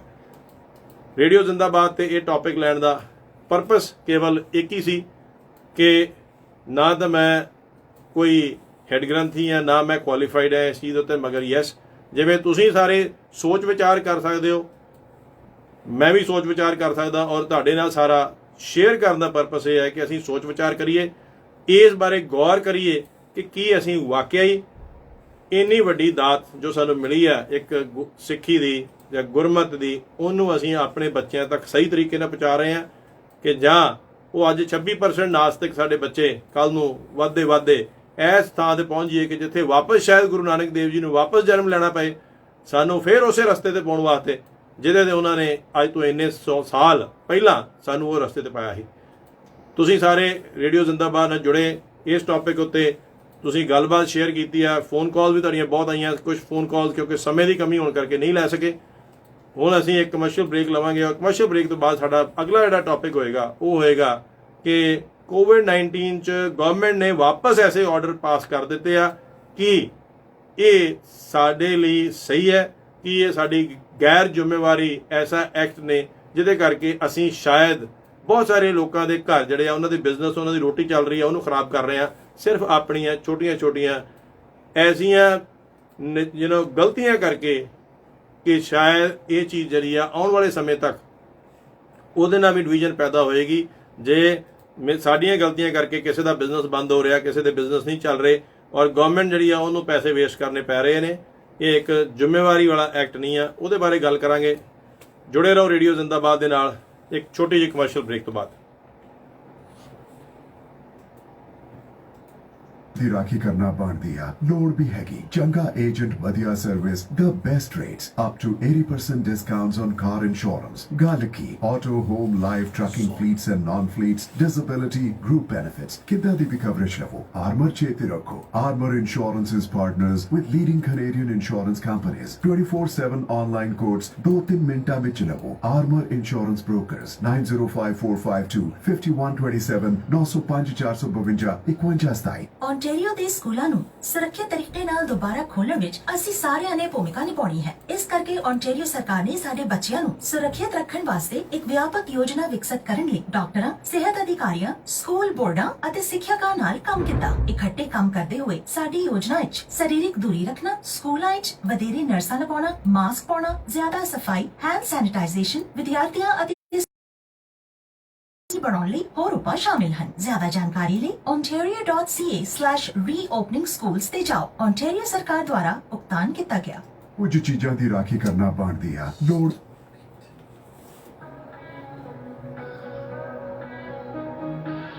ਕਿਸੇ ਦਾ ਰਾਮ, ਕਿਸੇ ਦਾ ਅੱਲਾ, ਕਿਸੇ ਦੇ ਬਹੁਤੇ, ਕਿਸੇ ਦਾ ਗੱਲਾ, ਕਿਸੇ ਦਾ ਯਾਰ, ਕਿਸੇ ਦਾ ਛੱਲਾ, ਸਭ ਹੈ ਤੇਰਾ ਤੇਰਾ ਤੇਰਾ, ਸਭ ਹੈ ਤੇਰਾ ਤੇਰਾ ਤੇਰਾ ਤੇਰਾ ਤੇਰਾ ਤੇਰਾ ਤੇਰਾ, ਕੱਖ ਨਾ ਮੇਰਾ ਮੇਰਾ ਮੇਰਾ ਮੇਰਾ ਮੇਰਾ ਮੇਰਾ ਮੇਰਾ, ਸਭ ਹੈ ਤੇਰਾ ਤੇਰਾ ਤੇਰਾ ਤੇਰਾ ਤੇਰਾ ਤੇਰਾ ਤੇਰਾ, ਕੱਖ ਨਾ ਮੇਰਾ ਮੇਰਾ ਮੇਰਾ ਮੇਰਾ ਮੇਰਾ ਮੇਰਾ ਮੇਰਾ, ਸਭ ਹੈ ਤੇਰਾ ਤੇਰਾ ਤੇਰਾ ਤੇਰਾ ਤੇਰਾ ਤੇਰਾ ਤੇਰਾ, ਸਭ ਹੈ ਤੇਰਾ ਤੇਰਾ ਤੇਰਾ ਤੇਰਾ ਤੇਰਾ ਤੇਰਾ ਤੇਰਾ।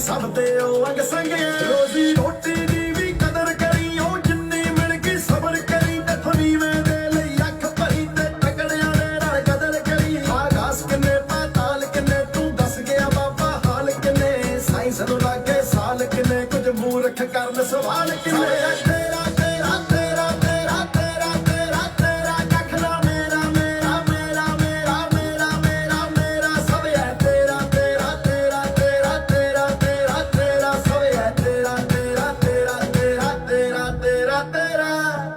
होकर आया हूँ इंसानों की गलियों से, इंसानियत ना मिली, इंसान ना मिला, इबादत के नाम के झंडे तो मिले, इबादत ना मिली, भगवान ना मिला। ਉਹ ਜੱਸਣ ਖੋਇਆ ਜੱਸਣ ਭੁੱਲਿਆ, ਮੈਂ ਤਾਂ ਫਿਰਦਾ ਇੱਥੇ ਰੁਲਿਆ, ਨਾ ਕੋਈ ਨੇਤਰ ਅਕਲ ਦਾ ਖੁੱਲਿਆ, ਬਣ ਜਾ ਨੱਚਦਾ ਫਿਰਦਾ ਭੁੱਲਿਆ। ਮੇਰੇ ਔਗਣਾ ਉੱਤੇ ਪਰਦਾ, ਜਦੋਂ ਵੀ ਕਰਦਾ ਤੂੰ ਹੀ ਕਰਦਾ, ਤੂੰ ਹੀ ਜਿੱਤਦਾ, ਮੈਂ ਤਾਂ ਹਰਦਾ, ਤੇਰੇ ਬਿਨਾਂ ਨਾ ਪਲ ਵੀ ਸਰਦਾ। ਇਹ ਗੀਤ ਵੀ ਤੇਰੇ, ਰੀਤ ਵੀ ਤੇਰੇ, ਬਣਦੇ ਜਿਹੜੇ ਸੰਗੀਤ ਵੀ ਤੇਰੇ, ਰਾਜ ਵੀ ਤੇਰੇ, ਤਾਜ ਵੀ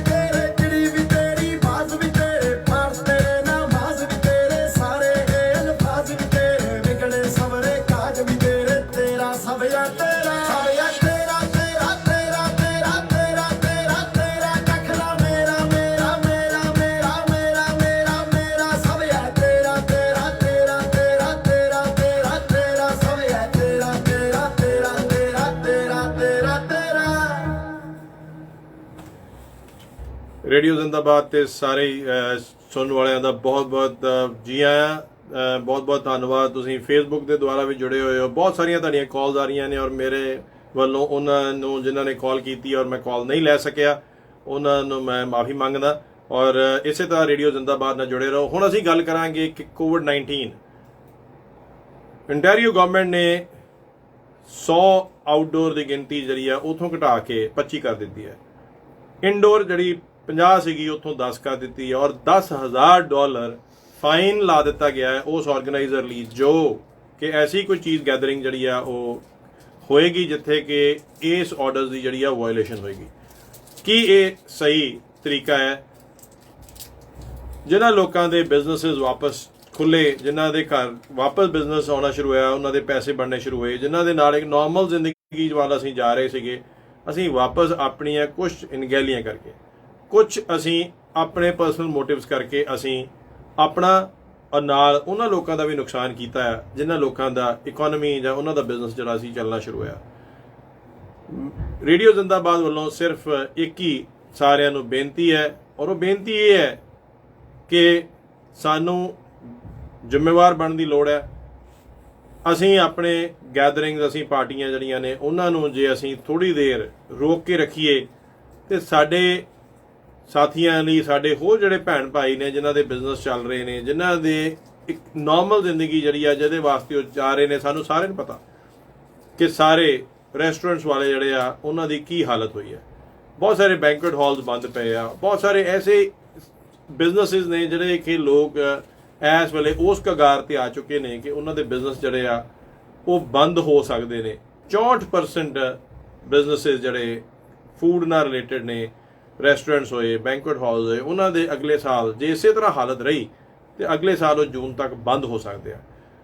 ਤੇ ਸਾਨੂੰ ਸਾਰਿਆਂ ਨੂੰ ਇਹ ਸੋਚਣ ਦੀ ਲੋੜ ਆ ਕਿ ਅਸੀਂ ਕਿਉਂ ਨਹੀਂ ਮਾਸਕ ਪਾ ਸਕਦੇ, ਕਿਉਂ ਅਸੀਂ ਕੁਝ ਦੇਰ ਲਈ ਪਾਰਟੀਆਂ ਜਿਹੜੀਆਂ ਨੇ ਉਹਨੂੰ ਅਸੀਂ ਰੋਕ ਲਈਏ, ਛੇਤੀ ਤੋਂ ਛੇਤੀ ਅਸੀਂ ਨਾਰਮਲ ਜ਼ਿੰਦਗੀ ਵੱਲ ਆਈਏ। ਬੜੀ ਮੁਸ਼ਕਿਲ ਨਾਲ ਸਟੇਜ 1 ਤੋਂ ਸਟੇਜ 2 ਆਈ ਹੈ, ਸਟੇਜ 2 ਤੋਂ ਸਟੇਜ 3 ਆਈ ਹੈ।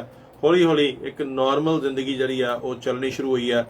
ਬਹੁਤ ਸਾਰੇ ਸਾਡੇ ਫੈਡਰਲ ਗਵਰਨਮੈਂਟ ਨੇ, ਪ੍ਰੋਵਿੰਸ਼ੀਅਲ ਗਵਰਨਮੈਂਟਸ ਨੇ, ਸਿਟੀਜ਼ ਨੇ ਬਹੁਤ ਪੈਸੇ ਫੰਡ ਜਿਹੜੇ ਆ ਉਹ ਸਾਡੇ ਹੀ ਟੈਕਸ ਪੇਅਰਸ ਦਾ ਪੈਸਾ ਜਿਹੜਾ ਆ ਉਹ ਸਾਨੂੰ ਦਿੱਤਾ, ਬਿਜ਼ਨਸ ਨੂੰ ਦਿੱਤਾ ਤਾਂ ਕਿ ਇਕਨੋਮੀ ਜਿਹੜੀ ਆ ਉਹ ਸਰਵਾਈਵ ਹੋ ਸਕੇ। ਸਾਡੀ ਇਹ ਸਾਰਿਆਂ ਦੀ ਜ਼ਿੰਮੇਵਾਰੀ ਬਣਦੀ ਹੈ ਕਿ ਅਸੀਂ ਘਰ ਦੇ ਵਿੱਚ ਪ੍ਰੋਪਰ ਪ੍ਰੀਕਾਸ਼ਨ ਲਈਏ, ਬਾਹਰ ਜਾਈਏ ਤੇ ਮਾਸਕ ਪਾ ਕੇ ਜਾਈਏ, ਬਾਹਰ ਜਾਈਏ ਤੇ ਆਪਣਾ ਸੋਸ਼ਲ ਡਿਸਟੈਂਸਿੰਗ ਜਿਹੜੀ ਆ ਉਹਨੂੰ ਬਣਾ ਕੇ ਰੱਖੀਏ ਤਾਂ ਕਿ ਸਾਨੂੰ ਵਾਪਸ ਸਟੇਜ 3 ਤੋਂ ਸਟੇਜ 2 ਜਾਂ ਸਟੇਜ 1 ਵੱਲ ਨਾ ਆਉਣਾ ਪਏ। ਇੱਥੇ ਹੈਰਾਨੀ ਵਾਲੀ ਇਹ ਚੀਜ਼ ਹੈ ਕਿ ਇਹ ਰਿਸਟ੍ਰਿਕਸ਼ਨ ਜਿਹੜੀਆਂ ਨੇ, ਵੇਖੋ, ਇਹ ਆਟਵਾ 'ਚ ਲੱਗੀਆਂ ਨੇ, ਟੋਰਾਂਟੋ 'ਚ ਲੱਗੀਆਂ ਨੇ ਔਰ ਪੀਲ ਰੀਜਨ 'ਚ ਲੱਗੀਆਂ ਨੇ। ਅਸੀਂ ਪੀਲ ਰੀਜਨ ਦੀ ਗੱਲ ਕਰਦੇ ਆ। ਅਕਸਰ ਸਾਨੂੰ ਇਹ ਵੇਖਣ ਨੂੰ ਮਿਲਦਾ ਕਿ ਤੁਸੀਂ ਜਦੋਂ ਸਟੋਰਸ ਤੇ ਜਾਂਦੇ ਹੋ, ਅਸੀਂ ਇੱਕ ਮਾਸਕ ਪਾਉਣਾ ਇੱਕ ਕਾਰਵਾਈ ਜਿਹੜੀ ਆ ਉਹਨੂੰ ਸਮਝਦੇ ਆ। ਬਹੁਤ ਵਾਰੀ ਤੁਹਾਨੂੰ ਐਸੇ ਲੋਕ ਮਿਲਦੇ ਨੇ ਜਿਨ੍ਹਾਂ ਨੇ ਡਿਸਪੋਜ਼ੇਬਲ ਮਾਸਕ ਬਾਰ-ਬਾਰ ਰੋਜ਼ ਉਸੇ ਮਾਸਕ ਜੋ ਉਹਨੂੰ ਵਰਤ ਰਹੇ ਨੇ ਸਿਰਫ ਇਸ ਕਰਕੇ ਕਿਉਂ ਕਿ ਕੋਈ ਨਾ ਕੋਈ ਉਹਨਾਂ ਨੂੰ ਚੈੱਕ ਕਰੇਗਾ, ਕੋਈ ਉਹਨਾਂ ਨੂੰ ਅੰਦਰ ਐਂਟਰ ਕਰਨ ਤੋਂ ਮਨਾ ਕਰੇਗਾ। ਦੋਸਤੋ, ਕੀ ਇਹ ਇੱਕ ਜ਼ਿੰਮੇਵਾਰ ਕੈਨੇਡੀਅਨ ਦੀ ਇੱਕ ਐਸੀ ਇਹ ਉਹਦੀ ਇੱਕ ਐਕਸਪੈਕਟਡ ਬਿਹੇਵੀਅਰ ਹੈ? ਅਸੀਂ ਸਾਰੇ ਇੱਕ ਐਸੇ ਕੰਟਰੀ 'ਚ ਆਏ ਹਾਂ ਜਿੱਥੇ ਕਿ ਅਸੀਂ ਰਿਸਪੌਂਸਿਬਲ ਸਿਟੀਜ਼ਨ ਆ, ਉੱਥੇ ਅਸੀਂ ਜ਼ਿੰਮੇਵਾਰੀ ਜਿਹੜੀ ਆ ਉਹਨੂੰ ਨਿਭਾਉਂਦੇ ਆ, ਮਗਰ ਅਸੀਂ ਇੱਕ ਛੋਟੀਆਂ ਚੀਜ਼ਾਂ ਪਿੱਛੇ ਅਸੀਂ ਇਹ ਨਹੀਂ ਰਿਅਲਾਈਜ਼ ਕਰ ਰਹੇ ਕਿ ਸਾਡੇ ਜਿਹੜਾ ਕਮਿਊਨਿਟੀ ਸਪਰੈਡ ਵੱਧ ਰਿਹਾ, ਬਰੈਂਪਟਨ ਦੇ ਵਿੱਚ ਇੰਨੇ ਕੇਸ ਵੱਧ ਰਹੇ ਨੇ, ਪੀਲ ਰੀਜਨ ਵਿੱਚ ਇੰਨੇ ਕੇਸ ਵੱਧ ਰਹੇ ਨੇ, ਵਾਪਸ ਉੱਥੇ ਰਿਸਟ੍ਰਿਕਸ਼ਨਸ ਲੱਗ ਰਹੀਆਂ ਨੇ, ਉਹਦੇ ਨਾਲ ਕੱਲ ਨੂੰ ਆਉਣ ਵਾਲੇ ਟਾਈਮ 'ਚ ਸਾਡੀ ਡਿਵੀਜ਼ਨ ਵੱਧ ਸਕਦੀ ਹੈ।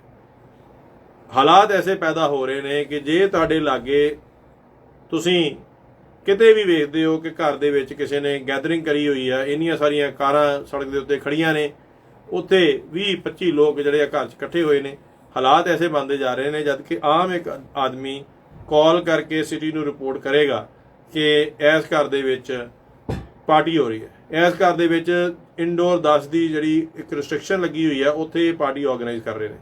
ਕੀ ਇਹ ਇੱਕ ਚੰਗਾ ਸੰਕੇਤ ਹੋਏਗਾ ਕਿ ਅਸੀਂ ਇੱਕ ਦੂਜੇ ਦੀਆਂ ਸ਼ਿਕਾਇਤਾਂ ਦੇ ਉੱਤੇ ਉਤਰਾਂਗੇ, ਇੱਕ ਦੂਜੇ ਨੂੰ ਅਸੀਂ ਕਿਉਂ? ਕਿਉਂਕਿ ਜਿਹੜੇ ਲੋਕ ਕਿਸੇ ਦਾ ਵੀ ਬਿਜ਼ਨਸ ਅਗਰ ਬੰਦ ਹੋਇਆ ਉਸ ਬੰਦੇ ਨੂੰ ਤਕਲੀਫ ਹੋਏਗੀ। ਉਹ ਐਸੀ ਸਟੈਪ ਚੁੱਕਣ ਨੂੰ ਮਜਬੂਰ ਹੋਏਗਾ ਕਿ ਉਹ ਜਦੋਂ ਵੀ ਐਸੀ ਕੋਈ ਚੀਜ਼ ਵਾਇਓਲੇਸ਼ਨ ਦੇਖੇਗਾ ਉਹ ਸਿਟੀ ਨੂੰ ਇਨਫੋਰਮ ਕਰੇਗਾ। ਜੇ ਉਹ ਸਿਟੀ ਨੂੰ ਇਨਫੋਰਮੇਸ਼ਨ ਜਾਂਦੀ ਹੈ $10,000 ਬਹੁਤ ਜ਼ਿਆਦਾ ਇੱਕ ਫਾਈਨ ਆ। ਮੈਨੂੰ ਨਹੀਂ ਲੱਗਦਾ ਕਿ ਸਾਡੇ 'ਚੋਂ ਕੋਈ ਵੀ ਸਿਰਫ ਇੱਕ ਛੋਟੀ ਜਿਹੀ ਗਲਤੀ ਪਿੱਛੇ $10,000 ਦਾ ਰਿਸਕ ਲਏਗਾ, ਮਗਰ ਕੋਈ $10,000 ਕਿਸੇ ਤਰ੍ਹਾਂ ਦੀ ਵੀ ਰਿਸਟ੍ਰਿਕਸ਼ਨ ਗਵਰਨਮੈਂਟ ਵੱਲੋਂ ਜਿਹੜੀਆਂ ਆ ਰਹੀਆਂ ਨੇ ਉਹਦੇ ਨਾਲ ਦੋਸਤੋ ਕੋਵਿਡ-19 ਖਤਮ ਨਹੀਂ ਹੋਣਾ। ਕੋਵਿਡ-19 ਵਿੱਚ ਅੱਜ ਮੈਕਸਿਮਮ ਜਿਹੜੇ ਕੇਸ ਆ ਰਹੇ ਨੇ ਉਹ ਯੰਗ ਬੱਚਿਆਂ ਦੇ ਆ ਰਹੇ ਨੇ। ਸਾਡੀ ਜ਼ਿੰਮੇਵਾਰੀ ਹੈ ਕਿ ਅਸੀਂ ਆਪਣੇ ਬੱਚਿਆਂ ਨੂੰ ਐਜੂਕੇਟ ਕਰੀਏ, ਅਸੀਂ ਉਹਨਾਂ ਨੂੰ ਇਸ ਚੀਜ਼ ਉੱਤੇ ਰੋਕੀਏ, ਕਿਉਂਕਿ ਅਜੇ ਵੀ ਡਾਕਟਰਸ ਇਸ ਚੀਜ਼ ਉੱਤੇ ਕੋਈ ਰਿਸਰਚ ਨਹੀਂ ਕਰ ਸਕੇ ਕਿ ਜੇ ਤੁਸੀਂ ਕੋਵਿਡ-19 ਤੋਂ ਸ਼ਿਕਾਰ ਹੁੰਦੇ ਹੋ ਔਰ ਕੋਵਿਡ-19 ਤੋਂ ਤੁਸੀਂ ਰਿਕਵਰ ਵੀ ਕਰ ਜਾਂਦੇ ਹੋ, ਉਹਦੇ ਬਾਅਦ ਤੁਹਾਡੇ ਇਮਿਊਨ ਸਿਸਟਮ ਉੱਤੇ ਕੀ ਅਸਰ ਹੁੰਦਾ। ਬਹੁਤ ਸਾਰੇ ਐਸੇ ਸਟੱਡੀਜ਼ ਆਈਆਂ ਨੇ ਜਿੱਥੇ ਕਿ ਕੋਵਿਡ-19 ਜੇ ਕੋਈ ਕਿਸੇ ਨੂੰ ਕੋਈ ਰਿਕਵਰ ਕਰ ਵੀ ਜਾਂਦਾ ਆ ਉਹਦੇ ਬਾਅਦ ਉਹਦਾ ਲਾਈਫ ਸਪੈਨ ਜਿਹੜਾ ਆ ਉਹ ਘਟਦਾ। ਬਹੁਤ ਸਾਰੇ ਐਸੇ ਵੀ ਸਟੱਡੀਜ਼ ਆ ਰਹੀਆਂ ਨੇ ਜਿੱਥੇ ਕਿ ਬਾਅਦ ਵਿੱਚ ਕਾਰਡੀਅਕ ਅਰੈਸਟ ਹੋਣ ਦੇ ਚਾਂਸਸ ਜਿਹੜੇ ਨੇ ਉਹ ਵੱਧ ਰਹੇ ਨੇ। ਇਹ ਚੀਜ਼ਾਂ ਜਿਹੜੀਆਂ ਨੇ ਸਾਨੂੰ ਐਜ਼ ਜ਼ਿੰਮੇਵਾਰ ਪੇਰੈਂਟਸ, ਐਜ਼ ਰਿਸਪੌਂਸਿਬਲ ਸਿਟੀਜ਼ਨ ਸਾਨੂੰ ਆਪਣੇ ਬੱਚਿਆਂ ਨਾਲ ਘਰ ਦੇ ਵਿੱਚ ਡਿਸਕਸ ਕਰਨੀਆਂ ਚਾਹੀਦੀਆਂ। ਸਾਨੂੰ ਇਹ ਉਹਨਾਂ ਨਾਲ ਵਿਚਾਰ ਕਰਨਾ ਚਾਹੀਦਾ ਕਿ ਕੋਵਿਡ-19 ਦੇ ਵਿੱਚ ਉਹਨਾਂ ਦੀ ਕੀ ਜ਼ਿੰਮੇਵਾਰੀ ਹੈ, ਤਾਂ ਕਿ ਅਸੀਂ ਜੋ ਸਾਡੀ ਹੁਣ ਸੈਕੰਡ ਵੇਵ ਆਲਮੋਸਟ ਆ ਚੁੱਕੀ ਹੈ, ਫਲੂ ਸੀਜ਼ਨ ਜਿਹੜਾ ਆ ਸ਼ੁਰੂ ਹੋਣ ਵਾਲਾ ਆ, ਵੈਦਰ ਚੇਂਜ ਹੋ ਰਿਹਾ ਹੈ, ਉਹਦੇ ਤੋਂ ਅਸੀਂ ਬਚ ਸਕੀਏ। ਸਾਡੀ ਇਹ ਜ਼ਿੰਮੇਵਾਰੀ ਹੈ, ਮੀਡੀਆ ਦੀ ਜ਼ਿੰਮੇਵਾਰੀ ਹੈ, ਰੇਡੀਓ ਜ਼ਿੰਦਾਬਾਦ ਨੇ ਇਹ ਜ਼ਿੰਮੇਵਾਰੀ ਲਈ ਹੈ ਕਿ ਅਸੀਂ ਹਰ ਪ੍ਰੋਗਰਾਮ ਵਿੱਚ ਕੁਛ ਨਾ ਕੁਛ ਅਵੇਅਰਨੈਸ, ਕੁਛ ਨਾ ਕੁਛ ਰੈਪੀਟੇਸ਼ਨ ਜਿਹੜਾ ਆ ਇਸ ਗੱਲ ਦਾ ਕਰਦੇ ਰਹੀਏ, ਤਾਂ ਕਿ ਇੱਕ ਰਿਮਾਈਂਡਰ ਦੇ ਤੌਰ ਤੇ ਅਸੀਂ ਐਜ਼ ਅ ਕਮਿਊਨਿਟੀ ਅਸੀਂ ਆਪਣੇ ਆਪ ਨੂੰ ਬਚਾਈਏ, ਆਪਣੇ ਬਜ਼ੁਰਗਾਂ ਨੂੰ ਬਚਾਈਏ ਔਰ ਆਪਣੇ ਬੱਚਿਆਂ ਨੂੰ ਐਜੂਕੇਟ ਕਰੀਏ, ਤਾਂ ਕਿ ਜਿਹੜੇ ਯੰਗ ਬੱਚਿਆਂ ਦੇ ਕੇਸਿਸ ਜਿਹੜੇ ਆ ਇੰਨੇ ਜ਼ਿਆਦਾ ਵੱਧ ਰਹੇ ਨੇ, ਉਹ ਜਿਹੜੇ ਕੇਸਿਸ ਆ ਉਹਨਾਂ ਨੂੰ ਅਸੀਂ ਕੰਟਰੋਲ ਕਰ ਸਕੀਏ। ਸਾਡੇ ਕੇਸਿਸ ਜਿਹੜੇ ਆ ਇਸ ਵੇਲੇ ਉਹਨੇ ਕੇਸ ਹੋ ਚੁੱਕੇ ਨੇ ਆਲਮੋਸਟ ਜਿੰਨੇ ਜੂਨ 6-7 ਦੇ ਆਸ-ਪਾਸ ਸੀਗੇ। ਇਹ ਇੱਕ ਬੜੀ ਅਲਾਰਮਿੰਗ ਚੀਜ਼ ਆ ਔਰ ਇਹਦੇ ਬਾਰੇ ਅਸੀਂ ਗੌਰ ਨਹੀਂ ਕਰ ਰਹੇ। ਉਸ ਤੋਂ ਇਹਦੇ ਬਾਰੇ ਸਾਨੂੰ ਗੌਰ ਕਰਨਾ ਪੈਣਾ। ਸਾਡੀ ਹੋਰ ਜ਼ਿੰਮੇਵਾਰੀਆਂ ਦੇ ਨਾਲ ਇਹ ਵੀ ਇੱਕ ਬਹੁਤ ਵੱਡੀ ਜ਼ਿੰਮੇਵਾਰੀ ਹੈ ਕਿ ਅਸੀਂ ਕਮਿਊਨਿਟੀ ਸਪਰੈਡ ਨੂੰ ਰੋਕੀਏ ਔਰ ਅਸੀਂ ਆਪਣੀ ਜ਼ਿੰਮੇਵਾਰੀ, ਆਪਣੀਆਂ ਪਾਰਟੀਆਂ, ਆਪਣੇ ਘਰਾਂ ਦੇ ਵਿੱਚ ਗੈਦਰਿੰਗ ਜਿਹੜੀਆਂ ਨੇ ਉਹਨਾਂ ਨੂੰ ਘਟਾਈਏ, ਬਾਹਰ ਜਾਈਏ, ਜੇ ਡਿਸਪੋਜ਼ੇਬਲ ਮਾਸਕ ਨੇ ਉਹਨਾਂ ਨੂੰ ਅਸੀਂ ਵਰਤ ਕੇ ਉਹਨਾਂ ਨੂੰ ਸੁੱਟ ਸਕੀਏ, ਜੋ ਅਸੀਂ ਸੋਸ਼ਲ ਡਿਸਟੈਂਸਿੰਗ ਰੱਖਣੀ ਆ ਉਹਨੂੰ ਰੱਖੀਏ। ਔਰ ਨਾਲ ਹੀ ਇੱਥੇ ਇਹ ਵੀ ਜ਼ਿੰਮੇਵਾਰੀ ਬਣਦੀ ਹੈ ਕਿ ਜੇ ਤੁਸੀਂ ਕਿਤੇ ਵੀ ਐਸੀ ਚੀਜ਼ ਹੁੰਦੀ ਵੇਖਦੇ ਹੋ ਜੋ ਕਿ ਕਮਿਊਨਿਟੀ ਲਈ, ਜੋ ਕਿ ਇੱਕ ਸੁਸਾਇਟੀ ਲਈ ਖਤਰਾ ਆ, ਕੋਈ ਐਸੀਆਂ ਪਾਰਟੀਆਂ ਹੁੰਦੀਆਂ ਦੇਖਦੇ ਹੋ ਤਾਂ ਪਲੀਜ਼ ਤੁਸੀਂ ਸਿਟੀ ਨੂੰ ਇਨਫੋਰਮ ਕਰੋ, ਤਾਂ ਕਿ ਸਿਟੀ ਉੱਥੇ ਜ਼ਰੂਰੀ ਕਾਰਵਾਈ ਜਿਹੜੀ ਆ ਉਹ ਕਰ ਸਕੇ। ਕੋਵਿਡ-19 ਅਜੇ ਓਵਰ ਨਹੀਂ ਹੋਇਆ ਔਰ ਮੈਂ ਸਾਰਿਆਂ ਨੂੰ ਰੇਡੀਓ ਜ਼ਿੰਦਾਬਾਦ ਵੱਲੋਂ ਸਾਰਿਆਂ ਨੂੰ ਇਹ ਰਿਕੁਐਸਟ ਕਰਦਾ ਕਿ ਪਲੀਜ਼ ਇਹਨੂੰ ਇੱਥੇ ਹੀ ਰੋਕੋ, ਜ਼ਿੰਮੇਵਾਰ ਬਣੋ, ਸੋਸ਼ਲ ਡਿਸਟੈਂਸਿੰਗ ਰੱਖੋ, ਤਾਂ ਕਿ ਅਸੀਂ ਵਾਪਸ ਇੱਕ ਨਾਰਮਲ ਜ਼ਿੰਦਗੀ ਦੇ ਵਿੱਚ, ਜਿੰਨਾ ਚਿਰ ਤੱਕ ਵੈਕਸੀਨ ਨਹੀਂ ਆਉਂਦੀ ਉਦੋਂ ਤੱਕ ਅਸੀਂ ਆਪਣੀ ਇੱਕ ਨਾਰਮਲ ਜ਼ਿੰਦਗੀ ਜੀ ਸਕੀਏ। ਕੈਨੇਡਾ ਦੇ ਜਿਹੜੇ ਪ੍ਰੋਵੀਜ਼ਨਲ ਮਿਨਿਸਟਰ ਨੇ, ਜਿਹੜੇ ਕਿ ਪ੍ਰੋਕਿਉਰਮੈਂਟ ਮਿਨਿਸਟਰ ਨੇ, ਉਹਨਾਂ ਨੇ ਆਲਰੇਡੀ ਇਹ ਦੱਸ ਚੁੱਕੇ ਹੈ ਕਿ ਉਮੀਦ ਹੈ ਕਿ ਜਨਵਰੀ ਦੇ ਸ਼ੁਰੂ ਦੇ ਵਿੱਚ ਜਿਹੜੀ ਆ ਇੱਕ ਇਹਦੀ ਵੈਕਸੀਨ ਜਿਹੜੀ ਆ ਕੋਵਿਡ-19 ਦੀ ਉਹ ਤਿਆਰ ਹੋ ਜਾਏਗੀ, ਉਹ ਉਹਨਾਂ ਕੋਲ ਆ ਜਾਏਗੀ, ਮਗਰ ਅਜੇ ਵੀ ਉਹਦੇ ਵਾਸਤੇ ਇੱਕ ਲੰਮੇ ਸਮੇਂ ਦੀ ਵੇਟ ਕਰਨ ਦੀ ਲੋੜ ਆ। ਉਦੋਂ ਤੱਕ ਸਾਨੂੰ ਕੋਈ ਵੀ ਆਪਣੀ ਜਿਹੜੀ ਆ ਜਾਨ ਕਿਸੇ ਦੀ ਨਹੀਂ ਗਵਾਉਣੀ ਚਾਹੀਦੀ, ਆਪਣੀ ਗਲਤੀ ਕਰਕੇ ਔਰ ਗੈਰ ਜ਼ਿੰਮੇਵਾਰੀ ਐਕਟ ਕਰਕੇ। ਰੇਡੀਓ ਜ਼ਿੰਦਾਬਾਦ ਦੇ ਦੋਸਤੋ, ਤੁਸੀਂ ਹਮੇਸ਼ਾ ਹੀ ਜੁੜੇ ਰਹਿੰਦੇ ਹੋ ਰੇਡੀਓ ਜ਼ਿੰਦਾਬਾਦ ਦੇ ਉੱਤੇ। ਤੁਸੀਂ ਕੋਈ ਵੀ ਟੌਪਿਕ, ਐਸਾ ਟੌਪਿਕ ਜੋ ਤੁਹਾਨੂੰ ਲੱਗਦਾ ਹੈ ਕਿ ਉਹ ਸਮਾਜ ਨੂੰ ਬਦਲ ਸਕਦਾ ਹੈ, ਐਸਾ ਟੌਪਿਕ ਜੋ ਸ਼ਾਇਦ ਕਿਤੇ ਨਾ ਕਿਤੇ ਕਿਸੇ ਵਜ੍ਹਾ ਨਾਲ ਗੱਲ ਨਹੀਂ ਕੀਤਾ ਜਾ ਰਿਹਾ, ਅਸੀਂ ਰੇਡੀਓ ਜ਼ਿੰਦਾਬਾਦ ਤੇ ਇਹੀ ਇੱਕ ਮਿਸ਼ਨ ਲੈ ਕੇ ਹਮੇਸ਼ਾ ਤੁਹਾਡੇ ਨਾਲ ਜੁੜਦੇ ਹਾਂ। ਹਰ ਸੰਡੇ ਨੂੰ 1 ਤੋਂ 2 ਐਸਾ ਟੌਪਿਕ ਜੋ ਤੁਹਾਨੂੰ ਲੱਗੇ ਕਿ ਉਹਦੇ ਨਾਲ ਸ਼ਾਇਦ ਸਮਾਜ ਦੀ ਸੋਚ, ਕਿਸੇ ਦੀ ਵੀ ਸੋਚ ਜਿਹੜੀ ਆ ਉਹ ਬੈਟਰ ਹੋ ਸਕੇ, ਕਮਿਊਨਿਟੀ ਬੈਟਰ ਹੋ ਸਕੇ, ਐਸੇ ਟੌਪਿਕ ਜੋ ਨਿਦਾੜ ਹੋ ਕੇ ਅਸੀਂ ਗੱਲ ਕਰ ਸਕੀਏ, ਐਸੇ ਟੌਪਿਕ ਜਿਨ੍ਹਾਂ ਨੂੰ ਤੁਸੀਂ ਸੁਣਨਾ ਪਸੰਦ ਕਰੋਗੇ, ਤੁਸੀਂ ਆਪਣੀ ਫੀਡਬੈਕ ਜਿਹੜੀ ਆ ਉਹ 647 618 1001 ਤੇ ਜਰੂਰ ਦੱਸੋ ਕਿ ਤੁਹਾਨੂੰ ਇਹ ਪ੍ਰੋਗਰਾਮ ਜਿਹੜੇ ਆ ਕਿਵੇਂ ਲੱਗ ਰਿਹਾ। ਤੁਸੀਂ ਹੋਰ ਕਿਹੜੇ ਟੌਪਿਕਸ ਜਿਹੜੇ ਤੁਸੀਂ ਡਿਸਕਸ ਕਰਨਾ ਚਾਹੁੰਦੇ ਹੋ, ਉਹ ਕਿਹੜੇ ਟੌਪਿਕਸ ਨੇ, ਤੁਹਾਡੇ ਇਹ ਜਿਹੜੇ ਵਿਚਾਰ ਨੇ ਉਹ ਟੌਪਿਕਸ ਜਿਹੜੇ ਜਰੂਰ ਡਿਸਕਸ ਕੀਤੇ ਜਾਣਗੇ। 6476181001 ਦੇ ਉੱਤੇ ਤੁਸੀਂ ਫੀਡਬੈਕ ਦੇ ਸਕਦੇ ਹੋ। ਔਰ ਅਗਰ ਕਿਸੇ ਨੇ ਵੀ ਰੇਡੀਓ ਜ਼ਿੰਦਾਬਾਦ ਤੋਂ ਫੇਸਬੁੱਕ ਦੇ ਥਰੂ, ਸਾਡੀ ਵੈਬਸਾਈਟ ਦੇ ਥਰੂ ਆਪਣਾ ਬਿਜ਼ਨਸ ਜਿਹੜਾ ਆ ਉਹ ਪ੍ਰਮੋਟ ਕਰਨਾ ਹੋਏ, ਔਰ ਕਿਉਂਕਿ ਬਹੁਤ ਸਾਰੇ ਪੂਰੇ ਇੰਟੈਰੀਓ ਦੇ ਵਿੱਚ 770 ਜਿਹੜਾ ਆ ਉਹ ਸੁਣਿਆ ਜਾਂਦਾ, ਉਹ ਵੀ ਜਿਹੜਾ ਆ ਸਾਡੇ ਨਾਲ ਸੰਪਰਕ ਕਰ ਸਕਦੇ ਹੋ। ਇਸੇ ਤਰ੍ਹਾਂ ਤੁਸੀਂ ਰੇਡੀਓ ਜ਼ਿੰਦਾਬਾਦ ਜਿਹੜਾ ਆ ਉਹਦੇ ਨਾਲ ਜੁੜੇ ਰਹੋ। ਔਰ ਅਗਲੇ ਐਤਵਾਰ ਇੱਕ ਐਸਾ ਟੌਪਿਕ ਲੈ ਕੇ ਅਸੀਂ ਹਾਜ਼ਰ ਹੋਵਾਂਗੇ ਜੋ ਕਿ ਟੌਪਿਕ ਹਰ ਇੰਡੋ ਕੈਨੇਡੀਅਨ ਨੂੰ ਲਾਗੂ ਹੁੰਦਾ। ਅਗਲੇ ਸੰਡੇ ਦਾ ਜਿਹੜਾ ਸਾਡਾ ਟੌਪਿਕ ਹੋਏਗਾ ਉਹ ਹੋਏਗਾ ਕਿ ਨਵੇਂ ਇਮੀਗ੍ਰੈਂਟ ਨੂੰ ਕੀ ਚੈਲੰਜਸ ਆਉਂਦੇ ਨੇ। ਅਸੀਂ ਸਾਰੇ ਕਿਸੇ ਨਾ ਕਿਸੇ ਟਾਈਮ ਇੱਥੇ ਮਾਈਗ੍ਰੇਟ ਕੀਤੇ ਆ। ਅਗਲੇ ਸੰਡੇ 1 ਤੋਂ 2 ਡਿਸਕਸ ਕੀਤਾ ਜਾਏਗਾ ਕਿ ਨਵੇਂ ਇਮੀਗ੍ਰੈਂਟ ਜਿਹੜਾ ਇਮੀਗ੍ਰੈਂਟ ਆਉਂਦਾ ਆ ਉਹਨੂੰ ਕੀ ਚੈਲੰਜਸ ਆਉਂਦੇ ਨੇ। ਇੱਕ ਬੂਟਾ ਲਗਾਇਆ ਇੰਡੀਆ ਤੋਂ ਜਾਂ ਪਾਕਿਸਤਾਨ ਤੋਂ ਕਿਤੇ ਵੀ ਪੁੱਟਿਆ ਜਾਂਦਾ, ਔਰ ਵਾਪਸ ਆ ਕੇ ਇੱਥੇ ਲੱਗਦਿਆਂ ਉਹ ਪਹਿਲਾਂ ਸੁੱਕਦਾ, ਫੇਰ ਸ਼ਾਇਦ ਪਾਣੀ ਪੈਂਦਾ ਆ, ਔਰ ਫੇਰ ਸ਼ਾਇਦ ਉਹ ਹਰਾ ਹੁੰਦਾ ਆ। ਕੁਝ ਹਰੇ ਹੁੰਦੇ ਆ, ਕੁਝ ਸੁੱਕੇ ਰਹਿ ਜਾਂਦੇ ਆ। ਅਗਲੇ ਸੰਡੇ ਤੁਹਾਡੇ ਨਾਲ ਗੱਲ ਹੋਏਗੀ challenges of new immigrants to Canada. ਇਸੇ ਤਰ੍ਹਾਂ ਬਣੇ ਰਹੋ, ਰੇਡੀਓ ਜ਼ਿੰਦਾਬਾਦ ਨਾਲ ਜੁੜੇ ਰਹੋ, ਔਰ ਤੁਹਾਡਾ ਸਾਰਿਆਂ ਦਾ ਆਸ਼ੀਰਵਾਦ ਇਸੇ ਤਰ੍ਹਾਂ ਬਣਿਆ ਰਹੇ। ਤੁਹਾਡੇ ਲਈ ਰੇਡੀਓ ਜ਼ਿੰਦਾਬਾਦ ਹਮੇਸ਼ਾ ਸੰਡੇ 1 ਤੋਂ 2 ਹਾਜ਼ਰ ਰਹੇਗਾ। ਵੇਖਦੇ ਰਹੋ ਰੇਡੀਓ ਜ਼ਿੰਦਾਬਾਦ, ਸੁਣਦੇ ਰਹੋ ਰੇਡੀਓ ਜ਼ਿੰਦਾਬਾਦ। ਤੁਹਾਡਾ ਰੱਬ ਰਾਖਾ। ਬਹੁਤ ਬਹੁਤ ਧੰਨਵਾਦ।